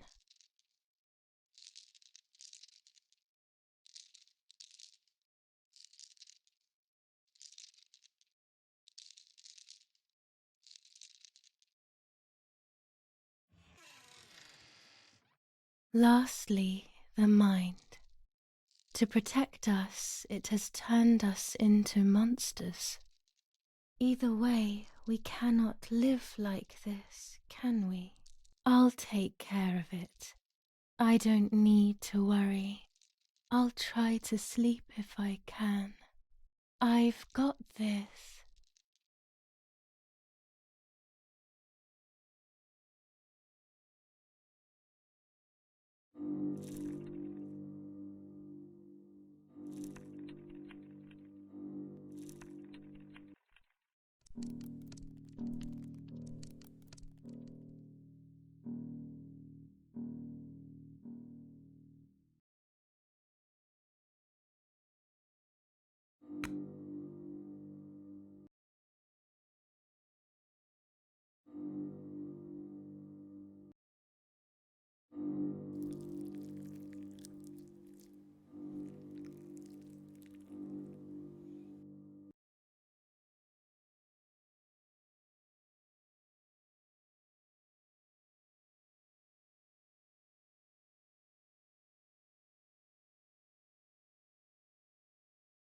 On the 26th of July, San Casciano was bombed and the church was destroyed. But I was not there then. I was already in the asylum. Once again, stubbornly, I was not dead. The bombs hadn't killed me, and I had also survived myself. The most absurd test and the hardest one. The war ended some time ago now, both out there and inside of me. I was on the wrong side of the gate, but now I can turn the page. Life is opening its doors again, isn't it? If I hadn't been so lucky to survive myself, I would have thrown everything away. We think that danger is all around us, ready to attack. But the most devious and misleading dangers are the ones that are inside of us. They grow without us realizing. They make us suffer, remain confused, and remove our self-respect. I would have wanted to ask for help, but I was alone. This is my story. Thank you for being here, for listening to me. Now I'm ready to leave. How long will it take to get home?